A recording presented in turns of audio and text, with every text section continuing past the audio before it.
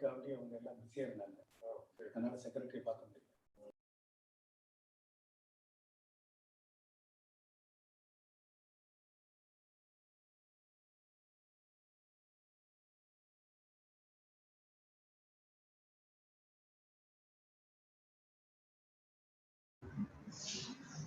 Yes, sir. Start பண்ணலாம் JP. Okay, okay, thank you.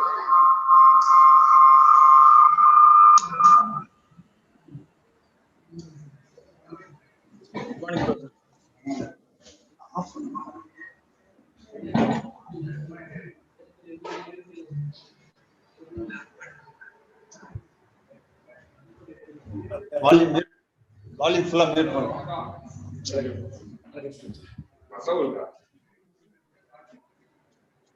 Good morning, ladies and gentlemen. Another important day. Hello. Hello, yes, sir. Patient, madam. Okay. Good morning, ladies and gentlemen. Another important day in the annals of Department of Education.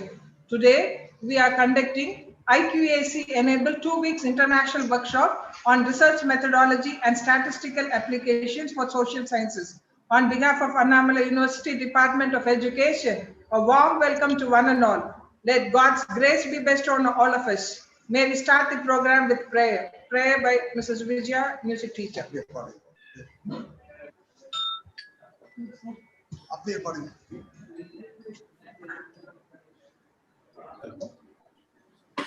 சொல்லுங்க.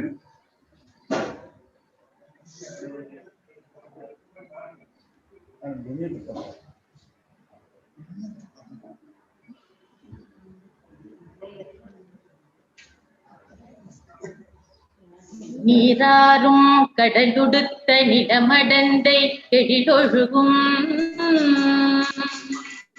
சீராரும் வதனமென திகழ்பரத தெக்கணமும் அதிசிறந்த திராவிடனல் திருநாடும் தக்க சிறு பிறை நுதலும் தரித்தனரும் இலதமுமே அத்திலக வாசனை போல் அனைத்துலகும் இன்பமுற எத்திசையும் புகழ் மணக்க இருந்த பெரும் தமிழனங்கே உன் சீரியமை திறம்பியந்து செயல் மறந்து வாழ்த்துதுமே வாழ்த்துதுமே வாழ்த்துதுமே. Thank you, madam. Challenges are what makes life interesting.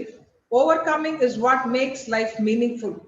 Such a person who is willing to face challenges and known for his dedication is our respected Professor and Head Dr. V. Ambedkar, the director of this 2 weeks international workshop.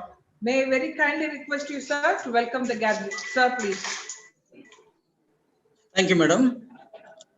Most respected and revered Vice Chancellor of Madurai Kamaraj University, Professor M. Krishnan sir, esteemed Registrar of Annamala University, Professor R. Jnanadevan sir, distinguished Dean, Faculty of Education, Professor P. V. Selvam sir, dignitaries of the university, invited guests,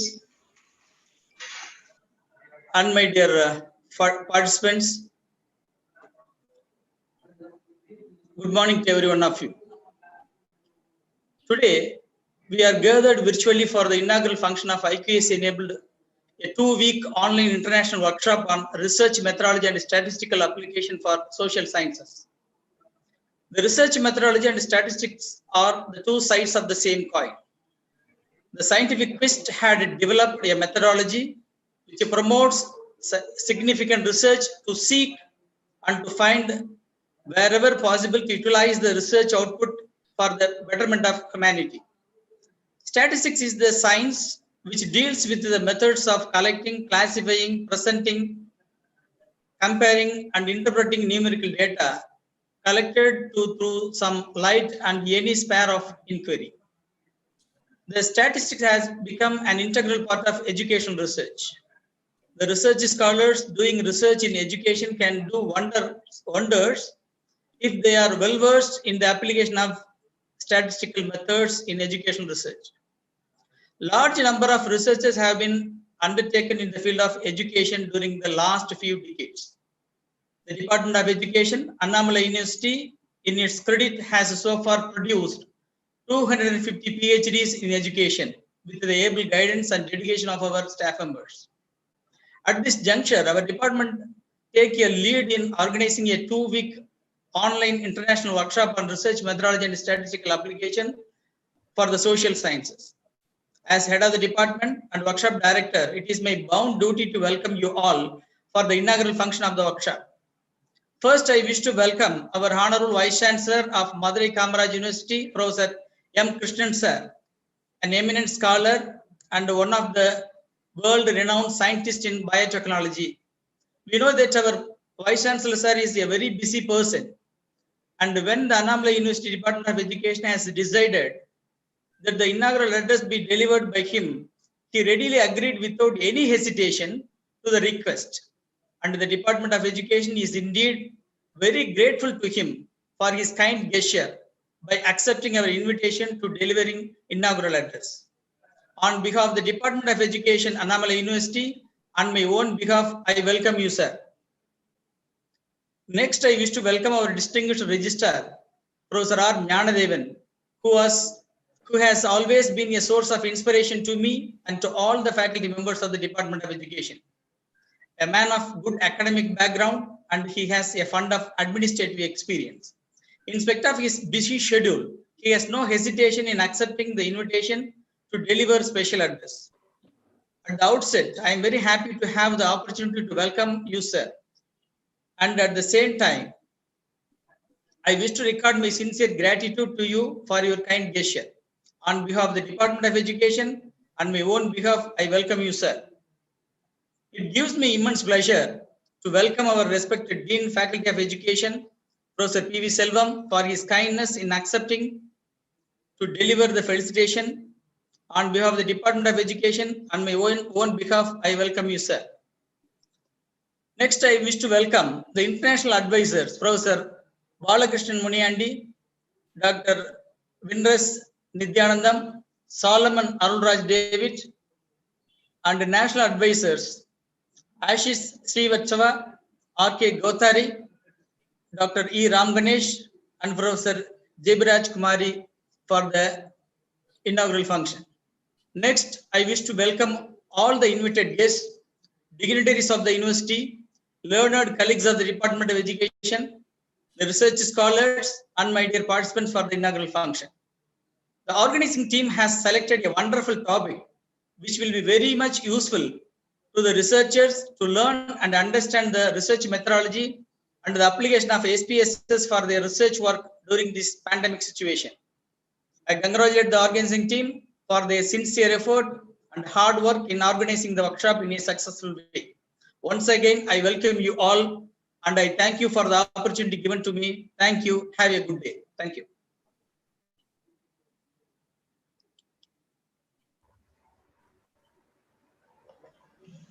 Thank you, sir. It is a pleasure and honor to have with us Professor M. Krishnan, Vice Chancellor of Madurai Kamaraj University, Madurai, to inaugurate this 2-week international workshop on research methodology and statistical application. A brief profile of his achievements and positions. He is basically a professor of biochemistry, now leading the Madurai Kamaraj University, and he has been serving in Bharatanagar University for nearly 3 decades, holding several positions like Professor and Head, Department of Environmental Biotechnology, Coordinator DST PERS Program, Coordinator of UGC Innovative Program, Coordinator of 11th Plan UGC Committee Visit, Dean Academics of Central University of Rajasthan, Ajmer, Exchange Visiting Scientist at Hungary, UK, Visiting Scientist at Okayama University, Japan. He is the recipient of many awards, to name a few: SEC Academy Fellowship Award, Tamil Nadu Government Scientist Award, Commonwealth Fellowship Award. He has introduced MSc Ecobiotechnology and PG Diploma in Environmental Genomics. During his tenure, he has completed 14 research projects and organized 13 workshops and conferences. He has received grants worth 12 crores. Under his able guidance, he has produced 22 PhDs and 25 MPhils. He has 142 publications in journals of repute, and 2 books have been authored by him. His H index stands at 14. He has patented and has discovered an insect named Gryotolpa krishnani in 2013. Such a versatile and dynamic professor is here to inaugurate this workshop. Your presence here on this occasion is a source of inspiration to all of us, sir. May I very kindly request you, sir, to give the inaugural address. Sir, please. Thank you. Thank you, madam.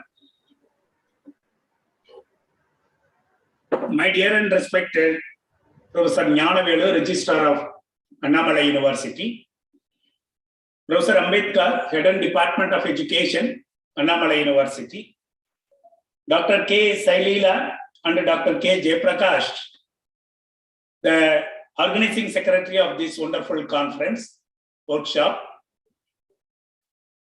and the participants from various departments and various, part of that nation. Good morning to one and all.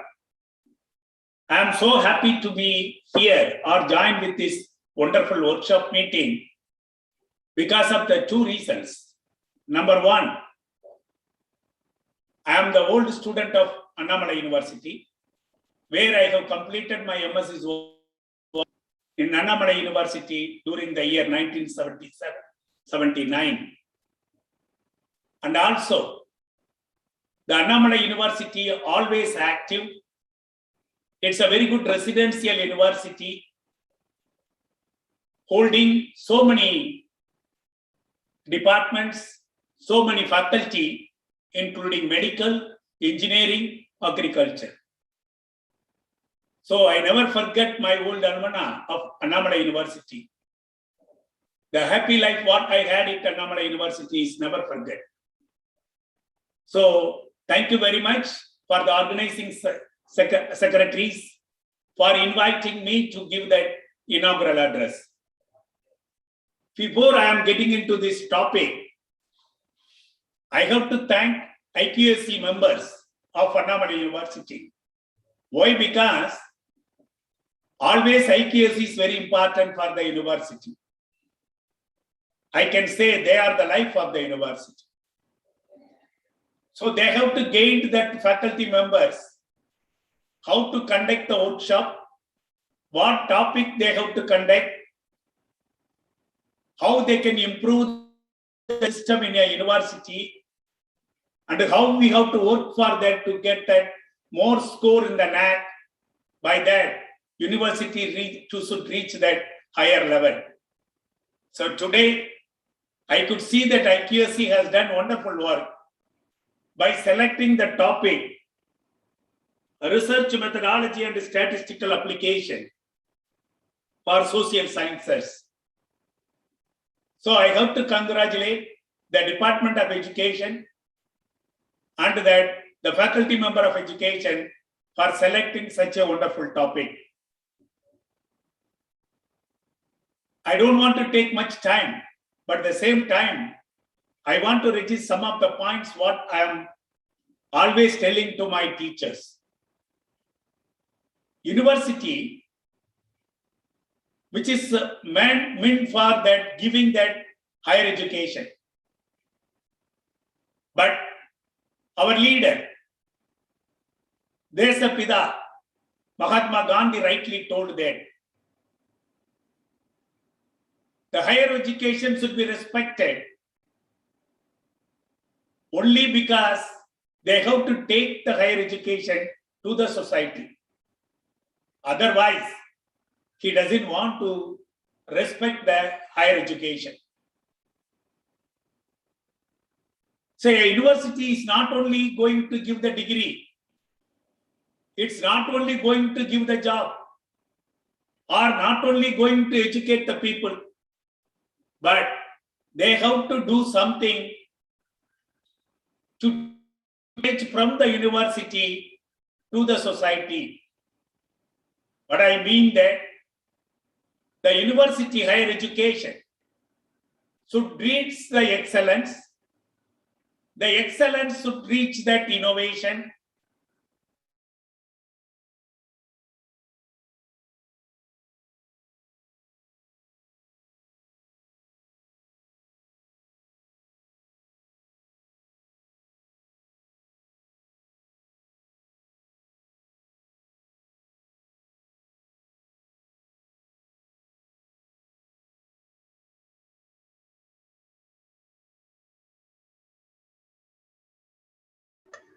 Sir, unable to hear you, sir.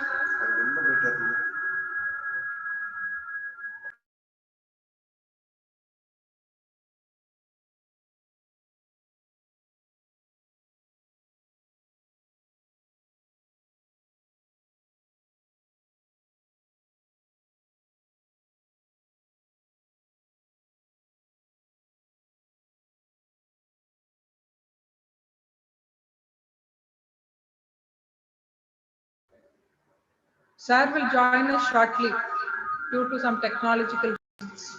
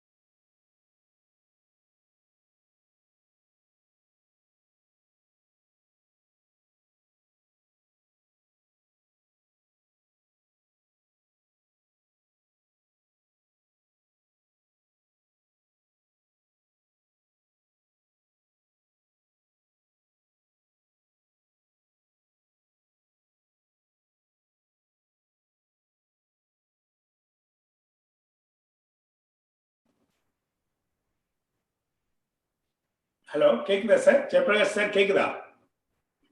Yes, yes, sir. Okay, okay. Voice இல்ல sir mute ஆயிருக்கு sir பேசுங்க okay sir okay Okay.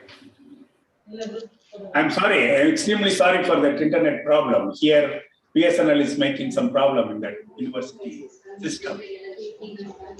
So what I told that the university is not only for the giving the higher education, but they have to see that how we are going to bring the excellence in higher education.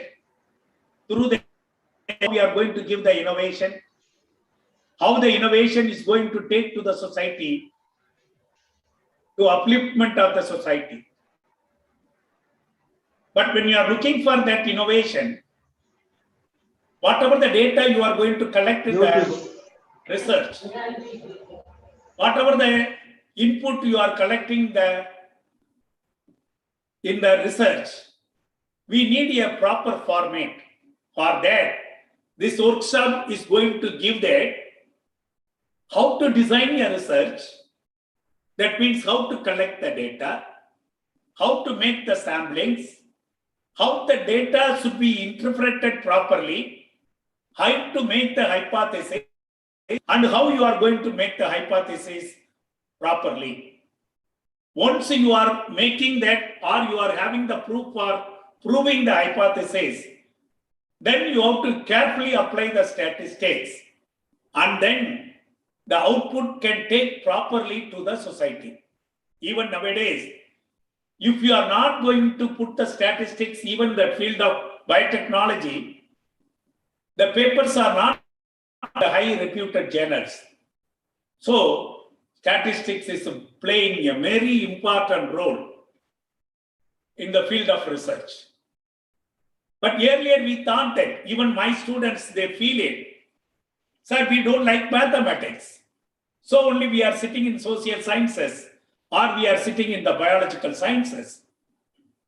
To make it very easy, nowadays, the software has come like SPSS, where it will be operated very easily to put your data rightly in the SPSS and collect that, or we can go for that, how that data, what we have been accepted properly, and how we are taking this data with the output to the society. Why always I am talking about the society. For example, if you are taking Madurai Kamaraj University, where it's surrounded by near about 75 villages. When I am seeing that, whether the university is helping my society or not, no doubt. Most of my students from the villages, they are studying here. They are doing well. But when I am seeing the villages, they are not getting the real output from the university. So when you want to take the data properly to the society, to their economy, improve the economy, the knowledge economy is very important. The knowledge economy, if we want to get it, we have to have a real research methodology and statistical applications. When I was studying because we have the paper on biostatistics in Annamalai University, so my teacher rightly told that when we are talking about statistics, everybody wants to apply the statistics in the research without knowing that a real output. He told one story, even today I can recall that. A fellow wants to cross a river. He doesn't know that what is the depth of the river. So he thought that, okay, we can apply the statistics and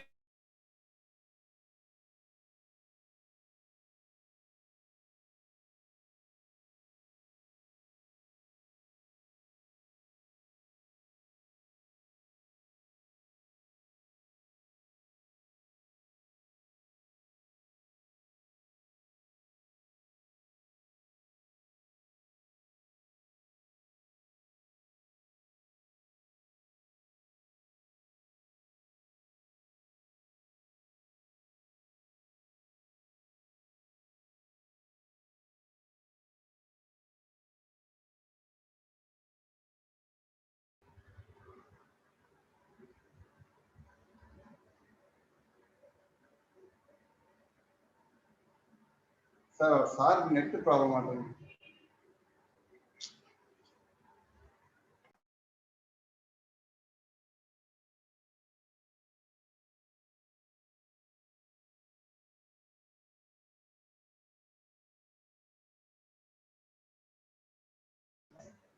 Some technical issues, regret the inconvenience caused.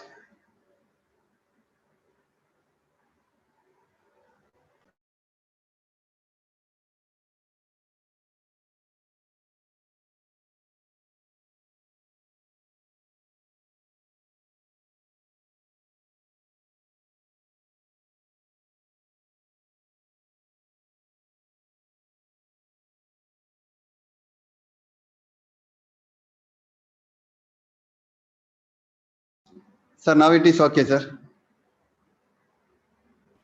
So when you are applying that statistics, you have to properly apply. You should not apply the statistic to see the depth of the river. So like that, you have to teach properly the statistic to my students, my participants. So I don't want to take much time. Because of that, we are lengthening that inaugural address for half an hour more, since I have some problem in the internet. So I wish and also that Sailila to take that workshop properly. You have to teach properly the statistic to my participant. If possible, through the virtual, you can give some more, what you called the data and ask to analyze that, apply the statistics, get the result. Like that, you can give that homework also. So by that, the workshop, not only maybe the first workshop, I can say, this should continue properly in different time. The IQSC should help the people to go for that more workshopping, and everybody should get the statistics knowledge and how to apply properly. With this, thank you very much for inviting me to give the inaugural address. I wish you all the best for this wonderful workshop in future. Thank you very much, sir. Thank you, sir, for your valuable information and valuable suggestions. Your aspects of research and how to apply statistics properly using SPSS will be well taken in this workshop, sir. Thank you, sir, for your valuable inaugural address. Professor P.V. Selvam, Dean Faculty of Education, is known for his simplicity and sincerity. He is leading the Faculty of Education to greater heights and always extending his support for all our departmental activities. Sir will now offer his felicitations. Good morning to all. First of all, I congratulate the organizers to make the wonderful topic, because without research we cannot live, because now we live in a scientific world. So everything is a scientific world, that's advancement. So how it will be happening? Because the research, if you are in a place, then only everything comes on the forward direction. So in this aspect, I welcome all the resource persons and the participants, because without resource person and the participant, we cannot run the show. So really, I appreciate all the resource persons. Apart from the busy schedule, they accept our invitations and they come over here and they share their knowledges and to make a benefit for the participants. Normally, the research and statistics, just like in a body and mind. So if you are making it interrelated, so the body and mind, then only we can make it a peaceful life. The same way, the research and statistics, they have to make a wonderful combination, because without research we cannot survive. Without research and statistics, we cannot put forward for anything else. So normally, everyday life, every activities, anything happen in our world. So that's making a promotion of a basic thing to advancement. So that is only because whenever if the questions arises, when, what, where, so automatically the results come over there. Even whatever thing is happening in our life. For example, if you wanted to study, so when we are making think about the our future. So we had to think of where we have to go, when we have to go, and what type of subject we are making. So any concept if you take in our life, so that research will be making a place. So once if you are research, if you do something else, we are analyze and make it up. So due to that, the statistics only we get a conclusion for them. The same way, that seminar, they are given a right direction to how to make it up for the research and what are the methods to adopt for the statistical. Because already the Vice Chancellor clearly mentioned that. So that's having making the appropriate research topic, and how do you select the topic, and what are the concepts you are breaking, and what are the variables you are choosing, and what are the statistical tools you can apply for that. So if you are make it up a right manner, then only we can get the proper result. Once if you are get a proper result, so automatically what happening, we can make it up in the forward direction. So if anything taken decision wrong, so automatically it leads to the bad elements.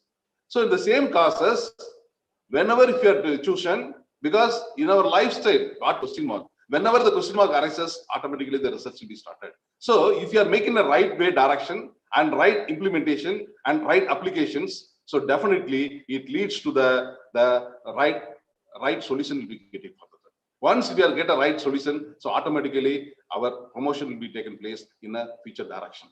So when if you are doing the research, so always there should be a stepping stones, because whatever if you wanted, if you do it, so that making of the advancement of the particular concept.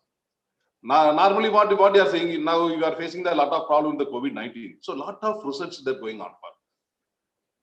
So all the research that should not make it up for a direction, because once if you make a failure also, that leads to the learning of the further research.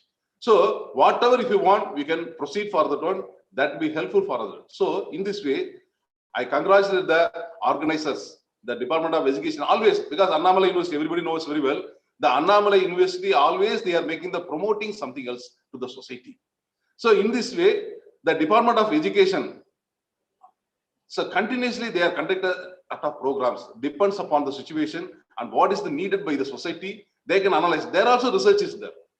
So they can analyze what is the needed by the society and how it will make it up. So in this way, they have chosen a right title and right time they are given. So all the participants, you may be benefited through the two weeks webinar, and you can upgrade your knowledge. Thank you for the opportunity for the organizers. Thank you.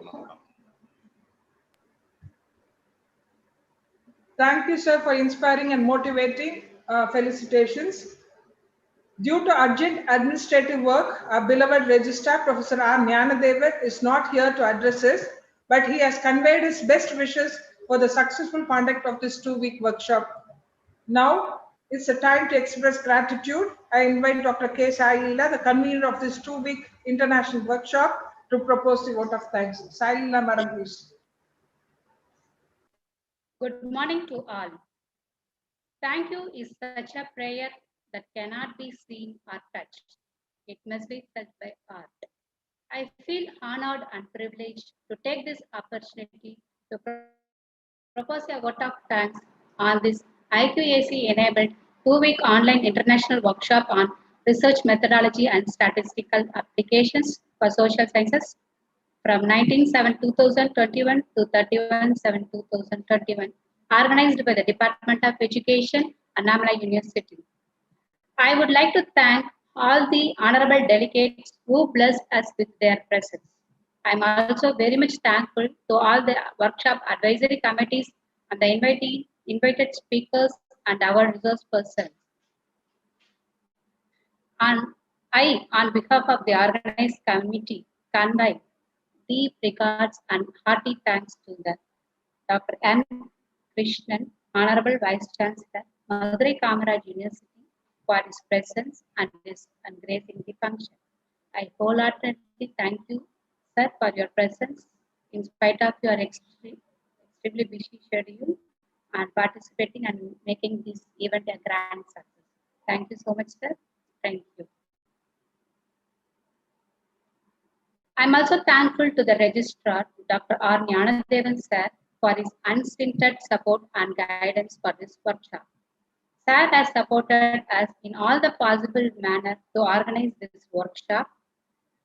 Though he is not in this program, we thank him for all his support. Thank you, sir.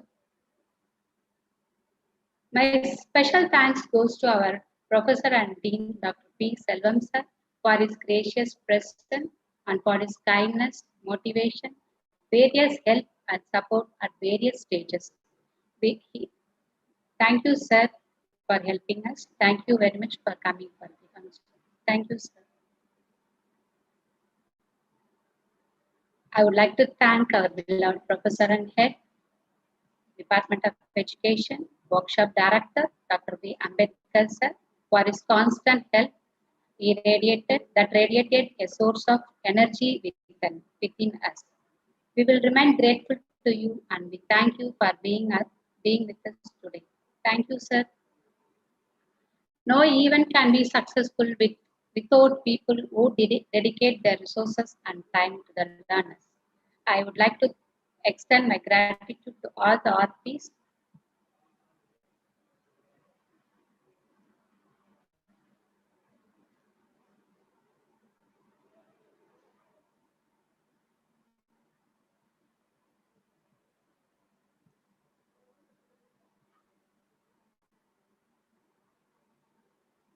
Dr. Vinnaris is there, who is going to deliver keynote address. Thank you, sir, for coming for the function. And our RPs, Kothari sir, Madam Shifali Pandya Madam, Durai Arasan, Yagu sir, Mullai Charam ma'am, Chaudhary sir,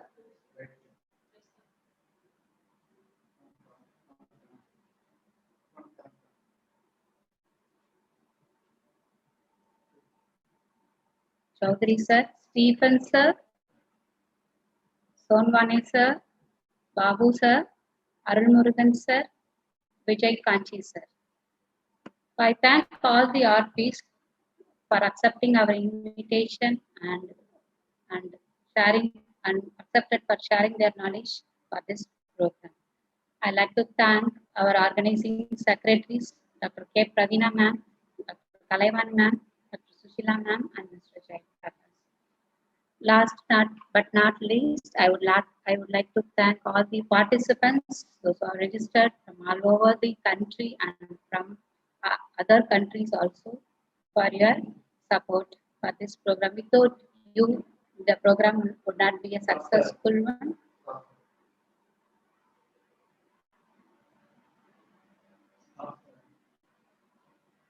I would like to thank all the staffs of the Department of Education, and I thank our non-teaching staffs and the research scholars who volunteered themselves for this, for helping for this program. Thank you all.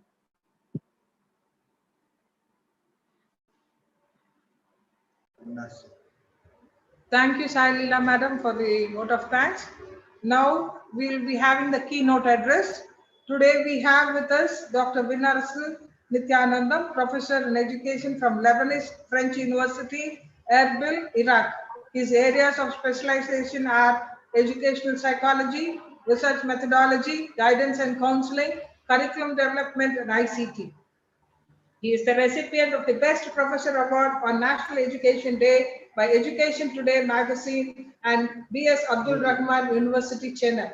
He has published around 20 papers in journals of repute and is author of 15 books. He has delivered many keynote speeches at many national and international levels. He has held various positions during his tenure, like principal, vice principal, and acted as resource person for NET teaching proficiency test, and is an examiner in various educational colleges and university. A teacher is an all-rounder is true in his case, as he has completed certificate course in IT, First Aid and Red Cross, Scoutmaster, SPSS, research methodology, drama, arts. Such a person of eminence will deliver the keynote address on modus operandi for publishing research article. Sir, the platform is yours. A very good morning to everybody. Is my voice audible? Yes, Yes, sir. sir. Yeah, thank you very much. So I'm really thankful to Salila ma'am, particularly the Vice Chancellor of Annamalai University, as well as our guest, the Vice Chancellor from Madurai Kamaraj University, and the Registrar of Annamalai University, and the Honorable, the Head of the Department, Education Department, Annamalai University, and other organizing members, and the dear guests of honors, those who go to give a wonderful workshop for coming days about a great research which we needed, which we need nowadays for everybody. So it's a good opportunity to share about my opinion on publication. Particularly when I discussed with Sheila ma'am, I have gone through all the schedule of the week workshop. So it's focused about the research method and what are the phenomenon for the research and other aspects. Then I asked her, may I like to give something, because I would like to give something about the publication, because once we finish our research, what we have to do? To keep in our pocket? To keep it in our storeroom? No. Our knowledge to be excavated. Our knowledge should be explored to the audience, the globalized world. What we have to do? It's a good opportunity, that is publication. So now I have to discuss something and share some of my experiences through this keynote speech. First, I want to share my screen.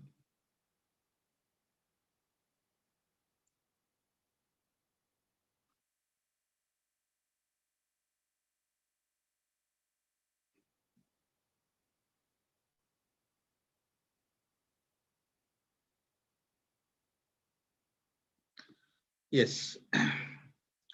I would like to share something about on the topic of modus operandi for publishing research articles. I am Professor Dr. Vinaras Nithyanandam, Professor, General Education Department, College of Education and Languages, Lebanese French University, Erbil, Kurdistan region of Iraq. When we talk about the research publication, what is the method? What is the mode we can do it? Because today we have a lot of eminent research scholars. Even they are doing MPhil, they are doing PhD, even many professors, many students, they are doing wonderful research. They have a creative and innovative ideas. But all the ideas are under only the consideration and thinking and analyze and kept in a book or in a paper. But it is not explored, it is not shared or communicated to other people, particularly in the global world. But whenever we do some research, our new knowledge, we have to share to everybody. There are a lot of opportunities available nowadays.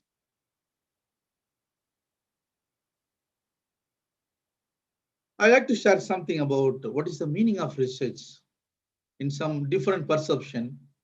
I would like to say these two things. Research is a systematic effort of gathering, analyzing, interpreting the problems confronted by humanity. From the human, we do something in social science, in scientific perspectives, in linguistic perspectives, or all the areas of perspectives. So what we gather with our systematic and scientific effort, that is called research. At the same time, it is a thinking process and scientific method of studying a problem and finding solution. So every research trying to find some solutions through our analysis, through our problem, through our hypothesis, through our significant aspects. So we are giving something to the society. So we are gaining something, we are finding something, we are getting some solution. A systematized effort to gain a new knowledge is called research. So we are collecting, we are gathering, we are gaining a new knowledge. But the new knowledge, whenever we do the research, we keep only in our book, we keep only in our drawer, we keep only in our pocket. But it should be shared, it should be published, open to everybody. That's very important. So that's why the whole world need nowadays for a good scientific research scholars, scientific researchers, scientific ideas, new knowledge to solve many problems, economic issue, technological issue, even medical issue. Now we all are having a great problem that's in the pandemic, COVID-19, then second wave and third wave, they are telling blah, blah things. But what is the solution? Every solution comes from through our research. So our research should be excavate. Our research should be flourished all over the place. Others have to read and know and gain some knowledge, some innovative ideas, then their creative ideas. When you think about publication, we have to keep some of the pictures, some of the snaps which flourish the international standard. That's very important. Whatever we do research in a village or in a town, in one particular country, it should not be only in the country. It should not be only in the province. It should not be only in the city. It should not be only within the university. It should share to everywhere. Because now we think always globalized aspects, globalized perspectives. So these are the some of the eminent globalized publishers. They are sharing everybody's research into the world eye. For example, elsewhere, Taylor France, the Wiley and Thomson Reuters, they are good publishers. The worldwide giving a effective impact factor nowadays. The people, those who are in India, the UGC also approved some list of UGC CAD list of journals. Some other journals comes Scopus. Some of the journals comes under DOAJ, some induction in DOAJ. The whole world, the database of publication under 5 category to equip with the quality of check, the ranking. Number 1, Simico. Number 2, Master Journalist. Number 3, Noving Journalist, Journal Register. Then another new things from the economics and business management like ABDC Journal List. Then another one, the new one, ABS Journal Ranking. So these all are giving some perspective ideas for the professionals, the researchers, what we have to do. Our research should be explored. Our research should be delivered or speak in every person's mind in innovative thoughts, how we have to publish. When you publish your ideas, it will give like a lamp, like a sparkle to make our shine more lamps, more minds. This is on statistical analysis done by the elsewhere. Like nowadays, every researcher, they are sharing their articles, the research articles, and published in different journals, particularly in elsewhere, nearly 26%. Other journals, they are doing less than that. Even our scientific discipline, nowadays, they are doing a lot of research in life science, about the life. Sometimes they are doing more than that, like health science and material science engineering and chemistry and chemical engineering, physics, then mathematics and computer science. See the social science, it's very less, which is very, very important for us, which is very, very important for us to effective research. We need to do something new That's very, very important. So the Annamala University has a wonderful effort to give a two weeks workshop how to do a effective research in different perceptions, different aspects. So I have read all the topics. Wonderful. Don't miss it a day to learn about the research. It's very, very important for every professionals and research scholars. I like to ask something. What is your personal reason for publishing? Maybe you have some idea why you want to publish. If you ask to everyone, they used to say simply some answers. For example, yes, I am publishing my articles for my PhD program. Once I publish, then only I can submit my thesis. Somebody they're telling, yes, I got some fund, so I have to do some research. Then if you ask some profession, they used to say, I need a promotion, so I have to publish something. So when you ask the question, they used to say with some reasons. But every professions, every researchers, they have innovative ideas.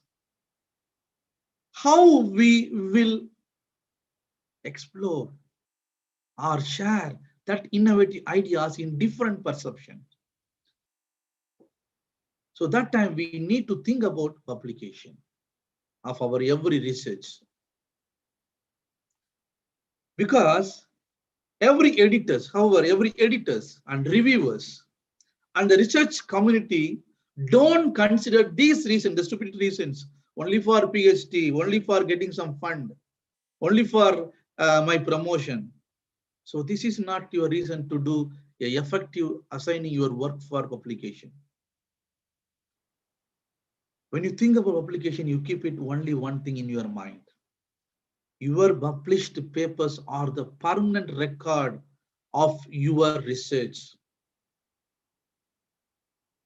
They are your passport to your community.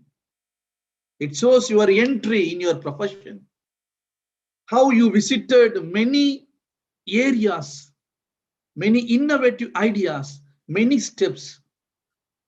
So don't forget, whatever you do, any research, think in your mind, after finishing our research, we should publish in a eminent and effective journals.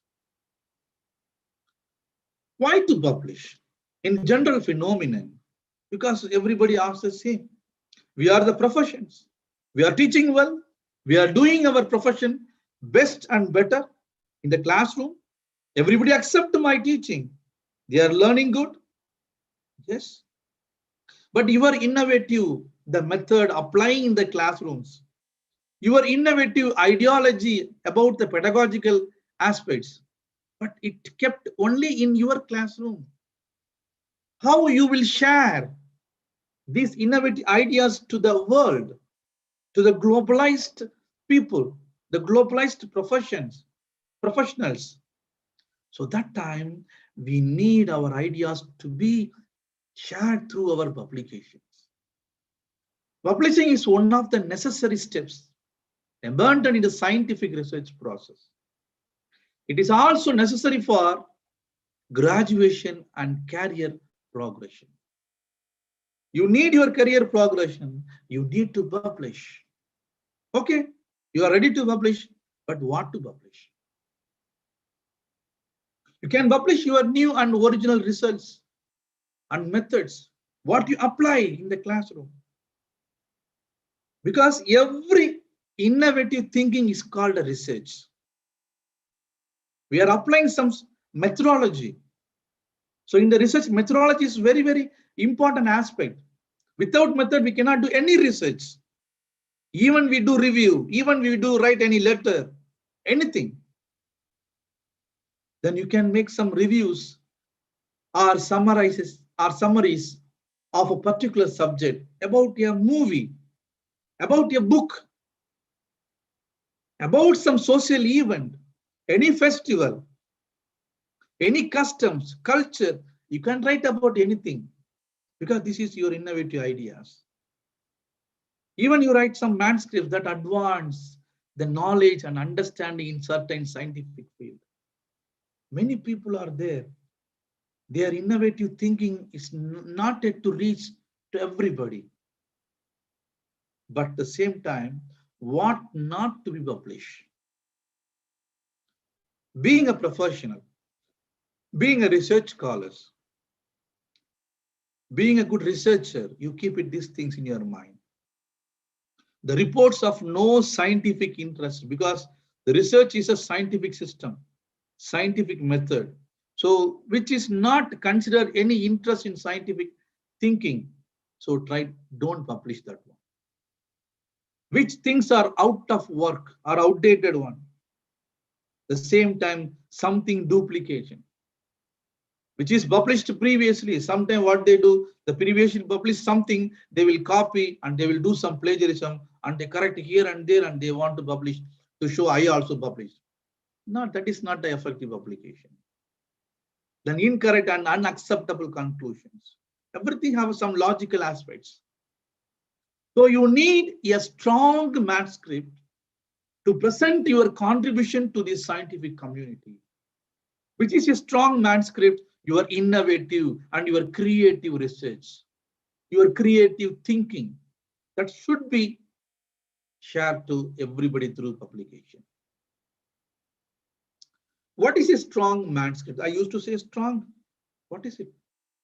Which has a novelty, which explain the clear ideas, clear method, and which is very useful creative thinking. At the same time, with existing a good message to the society. So that comes under the effective and strong manuscript. The same thing you want to present it and construct it in a logical manner. Think about in logical sequences. Because in the research methodology, logical sequences is very, very important aspect. Maybe when you learn about research methods, they will explain about the aspects of these things. The reviewers and editors of every journals can grasp the scientific significance easily. I am also a reviewer of different journals. I am also in the editorial board member in different journals. I expect the scientific aspect, which we easily understand, particularly significant. We do a lot of research with our hypothesis, but you see, many things comes under non-significant, non-significant. What is the use? Only non-significant. So there is something wrong in your methodology, maybe your research tool, maybe your population, maybe your dimension of variables, something. I'm sorry. So that time you have to think something different, innovative and creative, do something like scientific significance, which is very, very important and needed for the present society. So every editors and reviewers are all busy scientists, make things easy to save their time to know and accept this is a strong manuscript with your novel, clear and useful manuscript and logical way and scientific significant one. When you write to plan an article or scientific research for a publication, how it will be ready when it is a original results or a good methodology. So it shows more significant enhancement of publishing work than up-to-date review of subject or field. So that gives a lot of weightage. It is ready to give a good advancement in the field, in a social science or any field. But something is not at all ready to publish, that I told already, which is outdated work, which is duplicate, which is incorrect or inappropriate conclusions, which is not at all accepted by everybody. When you are ready and plan and get everything, but choose a correct journal, right journal. That's very important. Because now that the networking has a lot of plagiarisms, lot of bias, lot of issues and problems. Think about, even we are unable to buy a original mobile phone. We have to think a lot of duplicates. Yesterday, just I want to check about a journal, which is a good journal to publish a article for my dean. I checked about the same ISSN number in two journal website, the same, which is approved by elsewhere. So I came to know this is a reputed one. It is original. The same thing from another website, I found the same name, only a small difference, that is one colon. So we have to choose a right one, which is fake. That time we have to focus on aim to reach our intended audience of your work. It should be reached to everybody, to whom. Then choose only one journal, don't choose everything, which is publishing every time simultaneously. And supervisor and colleagues, you can get a lot of suggestions. They can give good ideas, which is good. Then try to make it a short list, a handful and candidate, like a journal or investigate them. So that time you have to think and fulfill the journal's needs, like their aims and the journal's scope and accepted type of articles and readership. How many people are reading the journals? Then the current hot topics. Don't choose the old and updated topics. Choose something innovative and catchy. That's very important when you choose a right journal for any publication. Articles in your reference list will usually lead you directly to the right journal when you have a correct choice. Mostly the author prioritize something for journal selection, how they are selecting the journals for their publication. Through their key determines factors. It means impact factor. How my research reflects in a factual aspects. When you think about international standard impact factor, which is only one, that is Web of Science, the master's journals list. So you can find there that is effective and acceptable by the whole world. This is impact factor. But majority of the some other journals, they are giving, yes, my journal have an impact factor nearly 17, nearly 8, nearly 7, 10, 20. No. All the impact factors are not effective one. So try to check the impact factor through master journal list. I'll show you in the end of the things what is the website. Then reputation. Choose a correct and reputed journal. I am a foreign PhD evaluator for the research. When they send a thesis, first I check what research have done through publication. So when I go and check about the publications, the article was very good. They have done well, but they published in a local journal. Local means the journal which is not shown or shared in the whole global database. At the same time, the access to the target audience. It should reach the good which audience they want, those who to read and to know about the ideas. Then overall editorial standard. It should be edited and given proper format. And publication speed. It should be published very speed in a short duration. And international coverage. It should not cover only within a country, within a state, within a town, within a university. It should share to everywhere. It should be open access. That's very, very important. Some of the marginal, like qualifying factors are available nowadays that express as a referee. Some reference, somebody giving this is good one. So the articles are good. Yes. I am also referring some of the journals are very good. The articles and the editorial board, they are very strict to choose the article for publication. And we have to track the record with our database, even Scopus, DOIG or DOI or Web of Science. Then quality and color illustrations, how it is giving a quality about the table, the figures and everything. Then it should think about the service elements, which is giving a professional service about your research aspects. Some of the key elements of every publication. When you want to publishing something, you keep in your mind these things. Number one, very, very important one is ethical issues. That's why everybody they are asking, what is the plagiarism? Now, a lot of keys are there, tools are available in the internet to check.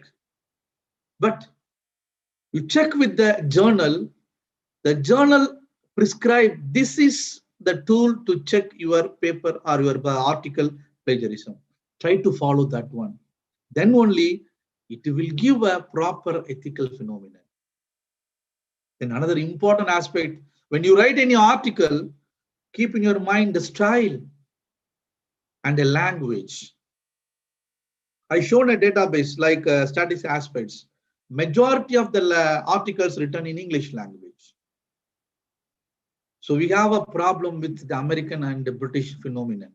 When you write our style of language in your research papers. So we have to follow proper style and language is very, very important. Then previous one of the webinar, I explained about what is the linguistic aspects we have to follow about the publication or writing the articles. The another phenomenon like structure of the paper. So majority of the people, they are writing blah, blah, blah, blah, blah, and certainly more than 25 pages. No. Some reputed journal, they restrict with 7,000 words. They're not telling the page. If you go extend your pages, they are asking to pay the money. Why you write for everything? You write and cut and short and sweet, which is reached to everybody soon.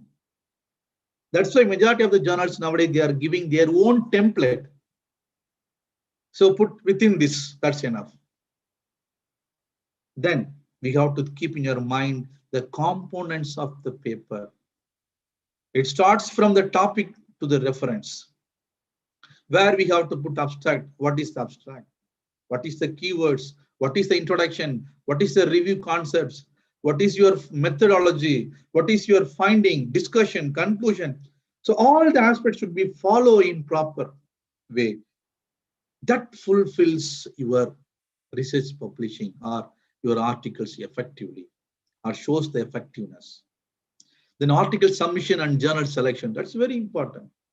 Once you select any journal, check. Not only you, ask your friends, your colleagues, your supervisors and other professionals. I like to publish my article, my original article to this journal. Is it okay? Kindly check and give us. Help us. So then you can choose a correct one. Then publisher process and pre-review. So you have to follow the review commands and change the aspects. Some of the people, they used to say like the reviewers giving some commands, what they say, they are the experts. Every journal, they have a good experts as a reviewers. So the reviewer's opinion should be acceptable, because when you have a PhD vivavos or any vivavos of your research, the audience, they're asking some questions. They are giving some reviews.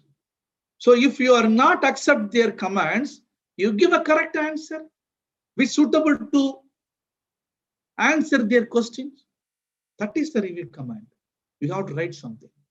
I remember one of my article, now it cited nearly more than 10 citations. There are two like high index.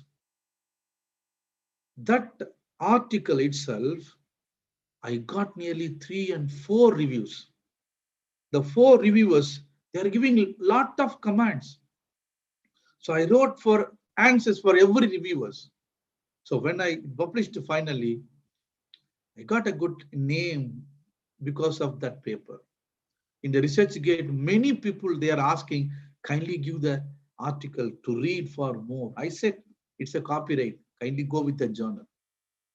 So when you write anything in a publication, keep these key elements for in your mind to give a effective application. I told already the structure of paper.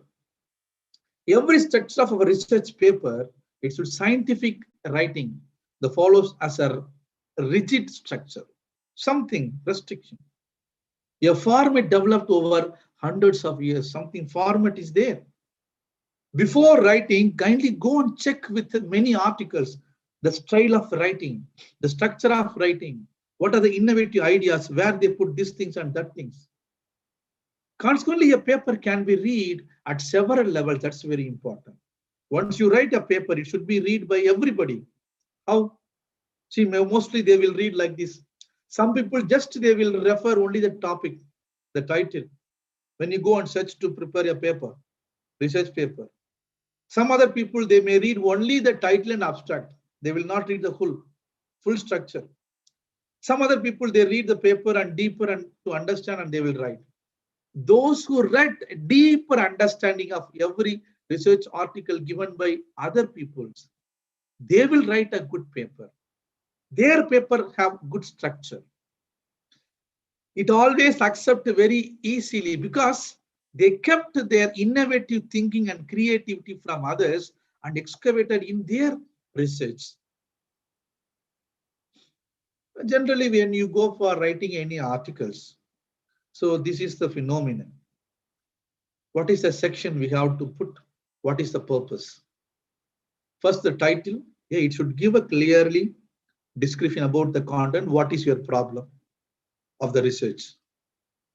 Then you have to write about the authors. Maybe you are a first author or second author. Write about the proper way. And abstract, very, very important one. It should describe what was done in the research. What is there inside the paper. That's very important. Then you should give some keywords. So it comes abstracting and indexing service to identify a correct phenomenon. Then the introduction. You have to explain the whole problem, your topic, and apply a good method, which method you are adapted and collecting your data from different places. Then you have to explain something about your results. So it is a describes what was discovered, what you have like discovered something, gained something, and give the discussion part. This is very, very important. You have to discuss the implication and findings in an effective way.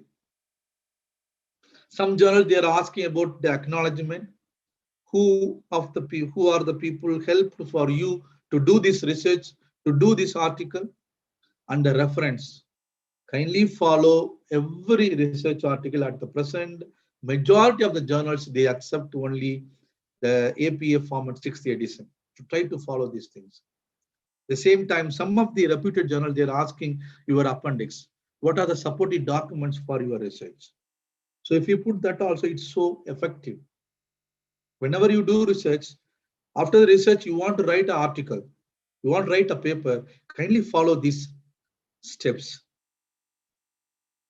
I talk about the ethical issues in publishing because I already told something, but we have to keep something more. How? The scientific misconduct. The falsification of results. Sometimes we used to give some falsification. How it comes? Because the previous articles we are changing into the numbers and blah. I have see majority of the journals when it comes to the reviewer, when we have a look with our experience, we could easily find this is a fake data. This is not a correct result. There are a lot of fault in their results. Even SPSS, those who are teaching about statistics, they can easily find when they find the research through the aspect. And the publication manuscript should follow these things, very, very important. That is plagiarism, plagiarism, plagiarism. Don't copy. If you read something, try to write their ideas in your own way of language. Then try to avoid the duplicate publication. Try to avoid the duplicate submission. Don't submit the same article to many journals. Some of the researchers, they used to do like this. They will send the articles to many journals, which is accepting first, I'll publish there. What about other things? Don't do that. That is unethical. Then appropriate acknowledgement about your research and researchers. Try to write those who helped for your research, and appropriate identification of all co-authors. Put their destination, their scientific titles. Then sometimes some of the authors, they are not accepted to publish some journals. So that's why every reputed journal, they are sending the email. We received the research paper as your name as a co-author to our journal. Is it your original article? Do you agree? There is any conflict of interest? So these things are coming under the publication process nowadays. It shows about the ethical issues nowadays. So when you have a publication idea, to keep this all in your mind, that's very important. Yes, this is one of the website about DOAJ, the director of open access journals. You can easily just go for the place. You can write the name of the journal, or you can find any article to search. You can get more, which is accepted good one. The same time, I told about Scopus. Really, I want to share something about the Scopus now, because during the pandemic, the Scopus system, for example, to approve which journals coming under Scopus, they had a lot of conflict, because the Scopus source list is published thrice this time. First, when they published, then they said, no, it will be review again. Then again they published. Then again they reviewed. Then again they published. Then finally they come to the conclusion, some of the Scopus journals are discontinued their source list. It means the journals are not following the ethical issue of the research phenomenon. They are not the professionals.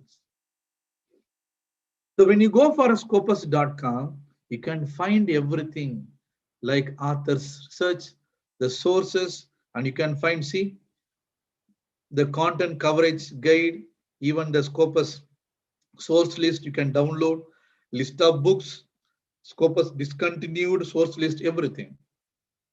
The same time, you can search the journals under the subject areas, like a title, publisher, very, very important. So many big fake publishers are available. Then ISSN. So you can search the journal to find and get a effective one. Then another, I said, impact factor. So you have to go for Web of Science group, which is considered everybody as a master journalist. So you can go and just to type the ISSN number or journal name, it will show about everything. The same time, another important one nowadays is in the business and economics aspects, the areas. So we can do a lot of research, and this also giving a reputed ideas or quality journals in ABDC, the Australian Business Deans Council, giving some ranking and list of quality of journals. So these all comes under effective research. It shows to others in the publication. So whenever you do any research, you must publish. Then only your ideas will share to everybody. The great Nobel Prize winner in the year 1937, the Albertson said, the research is to see what everybody else was seeing and to think what nobody else has thought. So your research should be like this. How you can reflect these ideas? Through your publications. I always like to inspire the great teacher, like our former president and great scientist, Dr. APJ Abdul Kalam. Once he said, all of us do not have an equal talent. Yes, even the researchers doing the PhD, doing a professional, they don't have equal talent, but all of us have an equal opportunity to develop our talents.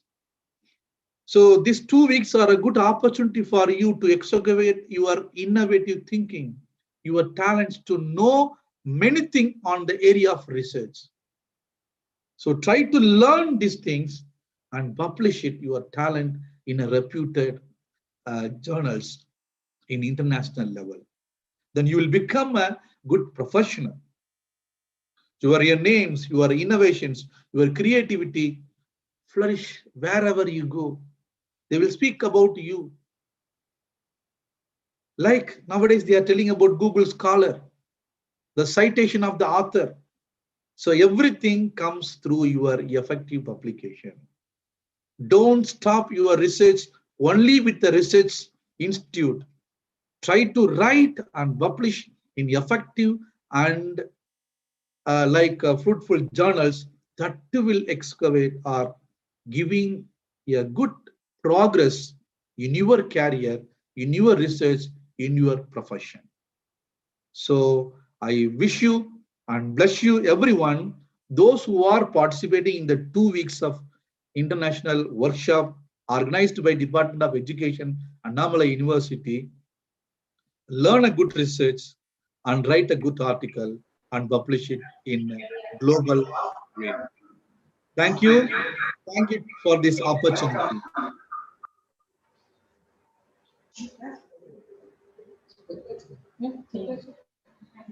Professor Dr. Vinarasan sir, in his keynote address, gave so many keys for us, such as why to publish, how to choose right journals, what are the key elements of publishing, what is the structure of paper, ethical issues in publishing, also gave ideas about ABDC journal quality list. Sir, your words are really admirable by saying journals are passport to your community. On behalf of our organizing committee and participants, once again, thank you, sir.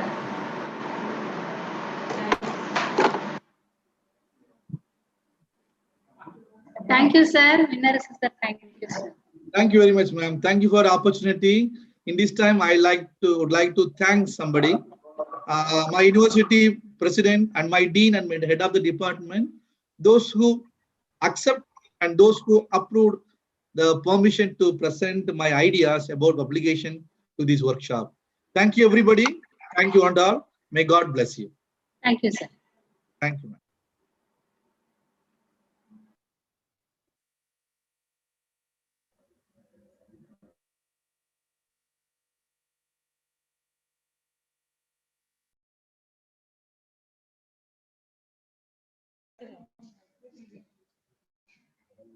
Good morning to one and all.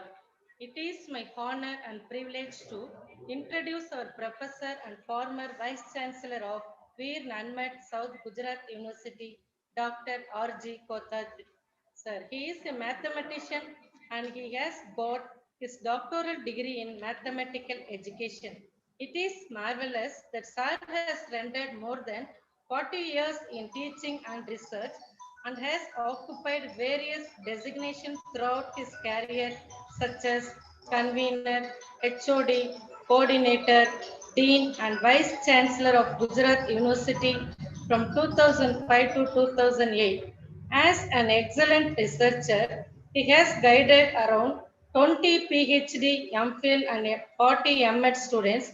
Sir has actively involved and successfully completed many research projects, mostly on school education and teacher education. Sir has published 250 conceptual theory research papers in Gujarati, English, and Hindi journals.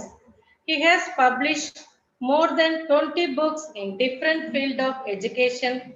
He has given more than 550 lectures in various institutions.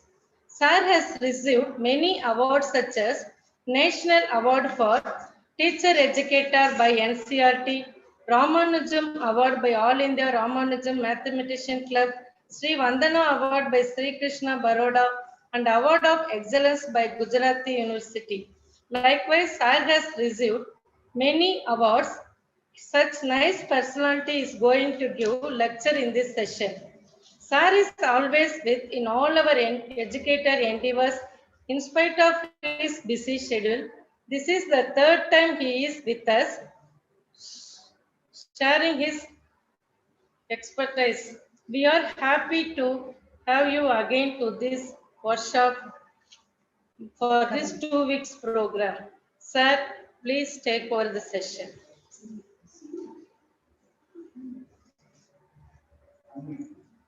Thank you, Dr. Jayaprakash, Honorable Head of the Department, other professors, coordinators, Dr. Shailina, and dear participants. Well, it's a pleasure. My association with this university, very dynamic during this pandemic. I think this is my third lecture during this pandemic with this university, so I am very happy. Today, topic is research elements. So I have to discuss the entire process of research, beginning from how, what is research? You are all familiar with this, so it will not take much time. I will say there was a very good author in the field of research, and many of us refer his book also, Good and Skates, G-O-O-D and S-C-A-T-E-S. In 1954, he has written one book on research, and he said, what is the purpose of research? And that will give you the idea about what is research. And then you can evaluate that whatever you are doing, is it research or not? Tell me. Then there are not many confusions and contradictions will come. He says research is to serve man. To serve man. I'm not talking only in education, but research is to serve man. Those who have invented the vaccine for corona, they have served the man.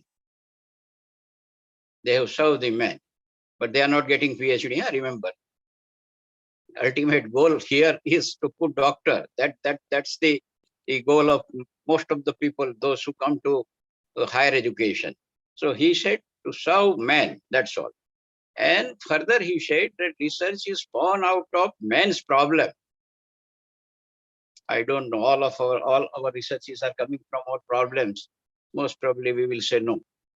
So research was born out of man's problem. What problem you are facing? And from that you should do the research. So our research is most of the time will not tally with this. And not only that, but man's determination to solve this problem. There are problems and our determination to solve the problem. So we were successful up to a certain extent in this COVID. That COVID was there, not was there, is there, still it is. And then started inventing the vaccines, and now vaccine had come. Many people has taken the vaccine. Now they are again studying its impact, at how long the immunity will be developed and how long it will serve. So that is also a research, but it is not a single man's research. It's a what national education policy says, a multidisciplinary. For this particular vaccine, how many people are sitting? People from zoology, people from microbiology, people from biotechnology, people from chemistry, people from botany, zoology, pharmacy, and medicine. A collection of the people they are studying, and then they are the inventor. And it's not a 6-semester course, there is no coursework, nothing. So this is research. What is research? Research is to serve man. Now you can evaluate your PhD topic you are doing, or you have already done, or you are guiding, and tell me that whether are we really serving the man or the society at large, right? there was another gentleman, Moully. He said that research is oriented towards discovery of functional relationship. Discovery of functional relationship existing among the phenomena of the world in which we live. So we try to establish the relationship between the variables. That's what we are doing. We have independent variable, we have dependent variable, we control the variable, we try to control the extraneous variable, and so many things. So we try to establish the variable. Which are the factors responsible for that? So that we have to find out. There was one or two districts I have seen. Now I don't know exactly, but I read somewhere, not so authentic also. But there was no COVID at all. There was no COVID at all. Here you can find out that what are the variables. If after almost, I think, March 20 onwards, 2020 to till today, more than 1 month, March, April, May, June, and July. Now there are districts, there are people also. There are so many people, they have not affected. But entire district, when it is not affected, what are the factors responsible for that? What variables are there? Is it their food habit? Is it that they are following the pranayam? Is it some special type of exercise? So this is what is the functional relationship. And to be very specific, nowadays people are studying stress. Of course, people are delivering lecture on stress management. I know when I was the Vice Chancellor, I organized one Sunday a stress management program for my non-teaching staff. It was some 5-6 hour session by one gentleman. And when he left and I went for the valedictory, I have seen that whole group was so exhausted. It was stress management, but it has generated a lot of stress amongst them. I was also surprised. Then with 30 minutes lecture, I could find out the causes and some relaxation was given.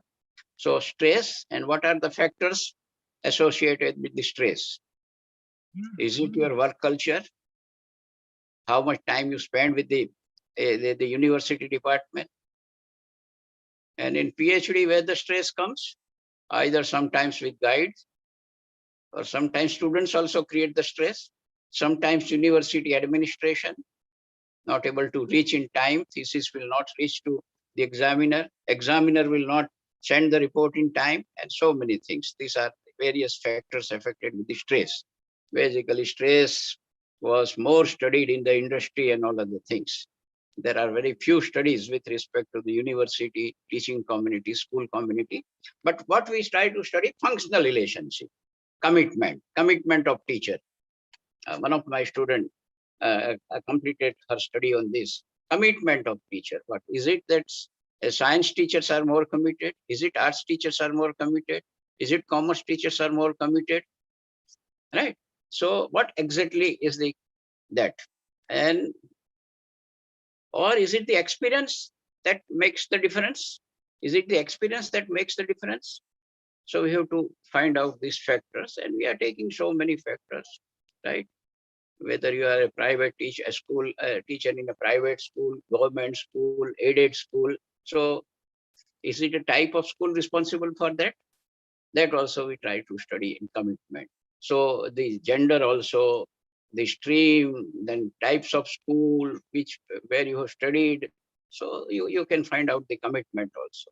Then further you can go for a factor loading also, which will give you the idea that which factor is more associated with this, right? Earlier we studied the burnoutness of the teacher. I think Israel people studied a lot, I think before 30, 40 years, burnoutness in teacher. Now that burnout is nothing but the dissatisfaction, and it will cause the stress. So factors. So this is the definition of Moully. He said to discover the functional relationships among the variables within a phenomena, right? Then a well-known author you might be knowing, Gay narration, AIRASIAN. He said that it is a systematic application. What is research? Research is systematic applications of family of methods. They are employed to provide trustworthy information. So ultimately, you apply particular method to find out the trustworthy information about the problem. That is research. So now here it says so many things, family of methods. Earlier we were not talking about so much, but now we have qualitative research and quantitative research. So that is one branch. From qualitative and quantitative, what exactly would like to do? Would you like to go for a naturalistic inquiry, or would you like to go for a phenomenology, or a number of things are there? If you open the book of UV Frick or Creswell, you will get a number of things here. So methods, and methods wise, we say that survey is also a method, post facto method is also a method, experimental design is also a method. Within experimental design also there are a number of things. So these are all, that's why I say the family of methods. You apply appropriate method and then find out some trustworthy information about the problem. Right? So ultimately that is important. And then what we are not doing, there was another author, he said in 2003, Cooper, he said that research is conducted to answer many specific questions related to action, performance, and policy needs. This sounds with good definition. Action, somebody has taken some action, performance, or the policy need. Performance we are examining in our university teaching and college teaching. Performance is examined by what you were listening to, articles and paper published and impact factor and all other things. So action, performance, and policy needs. So I think policy research in even higher education, hardly there are very few studies you will find about the policy research. I always say that in National Policy on Education 1986, there was from that many academic staff colleges had come now. Nomenclature has changed. Now it is HRDC, Human Development Resource Center. Now, how much expenditure by all these years? I think now they are more than 64 staff colleges or Human Resource Development Center, and regularly conducting the in-service program, what they call earlier orientation program, then refresher program, then later they have introduced to faculty development program. Now they call induction program, 28 days, 21 days, 15 days to 1 week, like that it has started. Now, what is its impact? It's especially orientation program. Those teachers who are going there for 28 days, and there also a bombard of lectures, and hardly any other innovative method is used. And how much they have spent on that University Grant Commission or MHRD? Because huge building is there, 2-3 classrooms are there with effective use of technology. That is there, director is there, and many non-teaching and all other things. You calculate the cost of that and what benefit.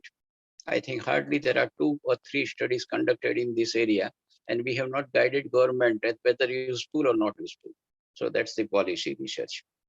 When new policy comes in teacher education also, DIET, District Institute of Education and Training, IASE, Institute of Advanced Studies in Education has come. Colleges of Teacher Education, CTE, that has come. Now, how much fund they are given, and as a result, what is their contribution in terms of the quality and all other things. So that needs to be done. That is the trustworthy information about this, and policy needs. So what I said, whenever any policy is implemented, you should study this policy. And policy makers also, first, they should do some research. I think it is a cyclic process. We have introduced choice-based credit system in the university system and college system. I think it is miserably failed.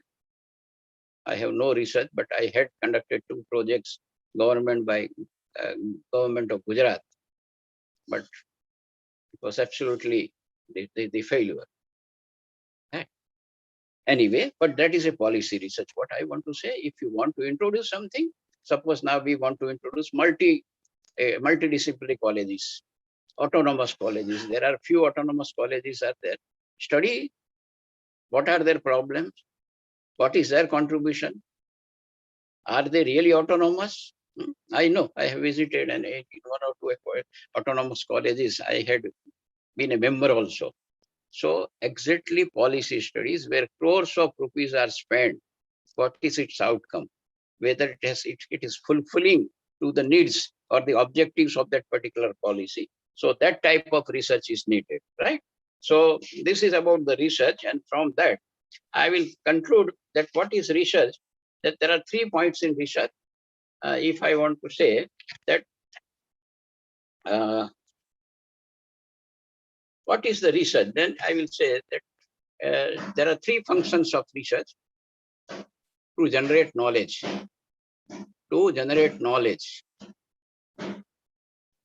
to solve problems, that is second, to solve problems, and one more thing is also there, to establish the relationship, or you can say establish the relationship among the variables. So these 3 points are very much important for anybody who is doing research in the field of higher education: to generate knowledge, to establish the relationship. Now, research-wise, we have conducted, I don't know how many studies are there, because now in almost 1,000+ universities are there, and every month in each university, 10 studies are coming. So the data-wise, you can say that there is a very heavy research, or quantity-wise, we are conducting a lots of research. But impact-wise, what changes had come into school system, college system, university system, management system, that is not there. Just to quote few, in 2011 to 12, PhDs awarded were 21,544. In 2012-13, 23,000. 13-14, 23,861.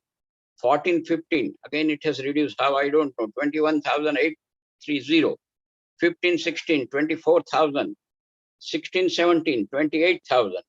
And last figure with me is 17-18. It is 34,000 PhD studies were conducted, right? Rather, they are awarded. So this is the status of PhD, and people are doing, I don't know, I will not criticize, but there are many, they have criticized the research in higher education, right? But anyway, you try to examine your thesis with these 3 points, whether it is generating some knowledge. Does it generate some knowledge? Is it solve some problem? It is solve some problem, or is it establishing the relationship among the variable? So these 3 points are very much important, and you can evaluate your research with this particular point, right? So this is very much important. I don't know when first study, I think in science, first study was conducted in Kolkata University in 1911. And those who are in the field of education, first study was conducted in the University of Mumbai in 1943. So that is the status of research. But so many researches have been conducted. When UGC said once in 2002 that those who have submitted their thesis in December 2002, submitted, underline the word submitted, they are exempted from NET and SLATE. And during this, 50,000 studies were awarded the PhD degree, December 2002, right? So as somebody said that 11,300 scholars were awarded PhD degree in 2002, and out of them 9,300 were in science, right? So this is the status of PhD. The PhDs are conducted like anything, but number-wise it is hardly 1 or 2%. But if you see the figures, I think a huge thing, because it is mandatory, that compulsory for that. Now, what is the process, the functions and roles? I have seen that functions and roles of research, that role of research is to solve problems in the field, establish the relationship, and to generate knowledge. Now, there are people, I think a well-known scientist, Jayant Narlikar, he said that no research is better than bad research. No research is better than bad research. So further, he said that India, sadly, the research element is greatly underemphasized. Anyway, this we will not see to it. But now coming to the elements, because there are many, they have criticized, it's like anything. Now, if you say that, what are the various elements where you will begin? So first is a selection of the problems. Area-wise, there are so many areas, what we call sources. Sources to identify the research problem. But I don't know how many of us we do this. There was one well-known author in the field of research, Donald Airy, and along with them, two more persons were there, Lucy Jacob and Razavi. And now I think in the second edition, the third person has gone. But anyway, it is known by Donald Airy et al. And you will find that he said that any scholar should spend at least 6 months for identification of a research problem. Any scholar should spend at least 6 months for identification of a research problem. But here, that is never happening. Even in my case also, I spent lots of time and I consulted one guide. And then later on, I decided not to go for that. And when I went to the other university, one of my colleagues only said that you have to do research on this particular area. And he was doing in science, I have to do in mathematics. So it is finalized this. But you should struggle to identify a research problem. And that is, here comes the role of review. No, people say review of related studies and literature. I will focus here studies only. That review of related studies should be first identified, read, you have your keywords that, okay, I would like to go for mathematical backwardness, then you study, see, and you find out that, and try to find out the research gap. That's what is the review. But review comes at the three places. Right now, we are on the identification of a research problem. So identification of research problem, review will be very much helpful. What others had done. Because in review also what happens, we start writing reviews, we write the surname and in a bracket here, and he has investigated so and so, so and so. And now we have, I think that surveys of researches are also available from Dr. Booch and later NCRT, right? So we write down, but we never try to examine after review. Research gaps are not identified. Research gaps are not identified. What is research gap? How many studies are there? Of course, there are so many problems. People say how many reviews should be conducted, how old reviews should be conducted. Right now, let me not answer this, but identification of a research problem, review is very much important. So we have to do before that, and you have to come to the what has been done so far. Suppose if you are conducting some study, then you find out what has been done so far. When I was sitting with Professor Butch, who was working for third survey, during that, maths education has come for the first time in that survey. And 69 studies he has identified. And I challenged, sir, it is not 68 or 69. I had 84. He said, how? Of course, that was a different dialogue. But then both of us were convinced. But these 69 studies, what do they say? Have they worked in evaluation in mathematics, backwardness in mathematics, or applying various media or institutional media in mathematics, or it is a survey of achievement, or it is survey of the mathematical weaknesses? What exactly is there? Then you can identify research gaps. It means question is what has been done so far. If there are 69 studies in the entire world, what has been done so far? Second question, within that only, what has been done so far? How, when, where? That will give you the research gaps. When means which year the studies were conducted. If somebody has conducted a study on mathematical weaknesses in 85, now there are lots of changes in the curriculum. Textbooks have been changed, teachers have been changed, many changes are there.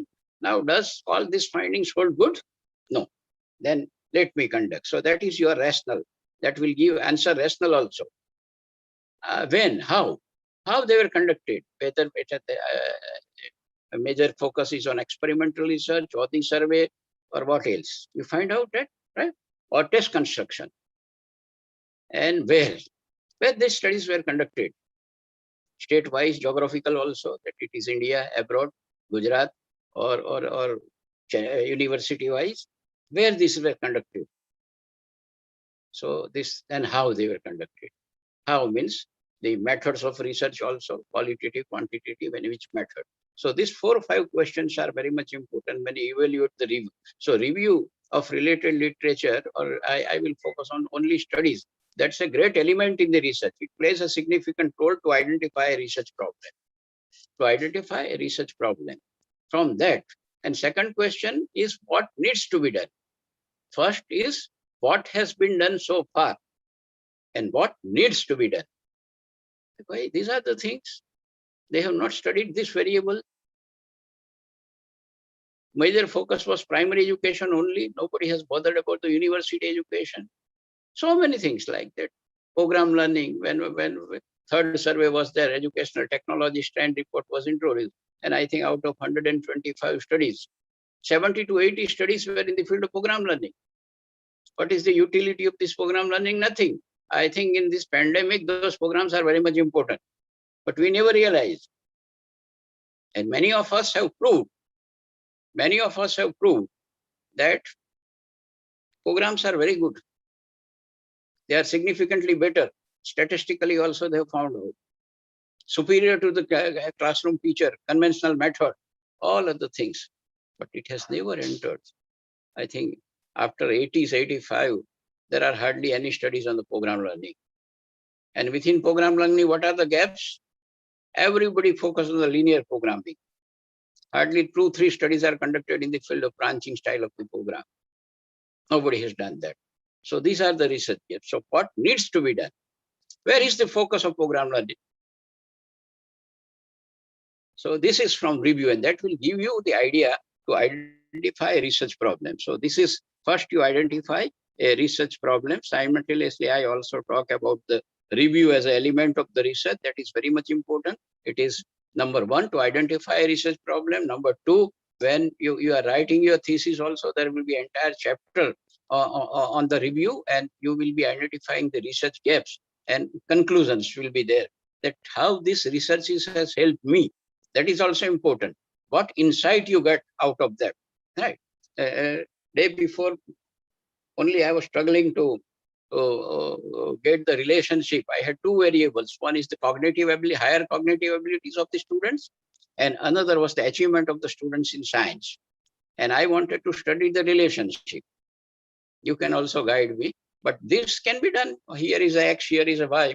But I had types of school: aided school, private school, and government school. I had a gender, boys and girls. Third variable was also there with me, medium of instruction, Gujarati medium and English medium. I started studying a book by Kapoor and Gupta and Agrawal and Creswell and so many things. Finally, a book by Henry Garrett. I could not find anything. Somebody said, you go for biserial coefficient. Then I said, there are frequencies, and with frequencies, I think this is not possible. Anyway, so this will give you the idea, insight you will get from the review. So that you will do, and review is also needed at a time of discussion. Previous speaker talked about the discussion part, and hardly any study, they write the discussion. As is where studies are conducted with the scientific method, you can say that why this has not happened. Suppose 90 studies, they say program learning was significantly better, and your study, it has not come up to the mark. You try to explain how many studies they agree with your result, how many disagree with that result. Accordingly, this can be discussed. So 3 phases review of related literature is necessary. Now, suppose you have identified a research problem, right? So very clear that research definition, and to establish the relationship, to generate the knowledge, and to solve the problems. There was one study conducted in Arunachal Pradesh. A teacher was struggling, and he always came out with the result and conclusion that my students are poor in mathematics. My students are poor in mathematics. He could not find any way. He consulted few more teachers in neighboring schools. Similar results were there, he also said. So he consulted a person who are expert in the field of mathematics. then he was advised that there may be that your students are very weak in fundamentals or basics. They may have negative attitude for mathematics. They may have negative attitude for the mathematics. These are the probable things. These are not, you can say the hypothesis right now, but this has come out as a tentative hypothesis, you can say. Then somebody said that, why don't you try? So few teachers sat down with the answer books of the previous examination, and they said where errors are committed, what type of errors are committed. So later on, the conclusion, now it has come to the fact that they were very poor in basics of mathematics. Addition was difficult for them. Subtraction was difficult from there. Division and multiplication was difficult from there. So this is just, you can say, sort of a piloting. Then he started with the real research. Now, why I'm explaining this? He has taken few schools and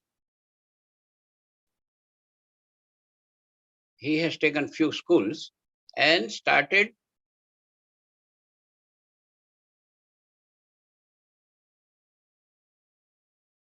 a test of basics, fundamentals of mathematics that he designed.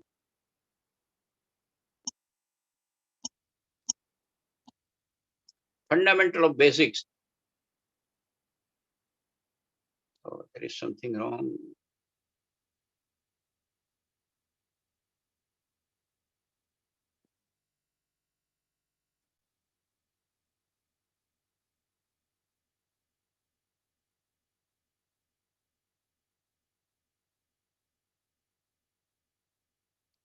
So he designed a test of basics in mathematics. Your level and everything was studied. It was at class 8 or something like that. And then it was administered to the students. And very clearly it has come out that they were very poor in the basics. Right? Very poor in basics. Somebody said, why don't you check their attitude also, attitude towards mathematics? So attitude scale was prepared and it was given to them, and it was found that attitude scale was, and their attitude also negative.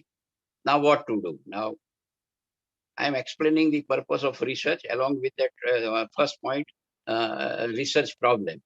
So now someone said that select few students or a group of students or group of schools and try to do little follow-up or diagnostic work for this basics.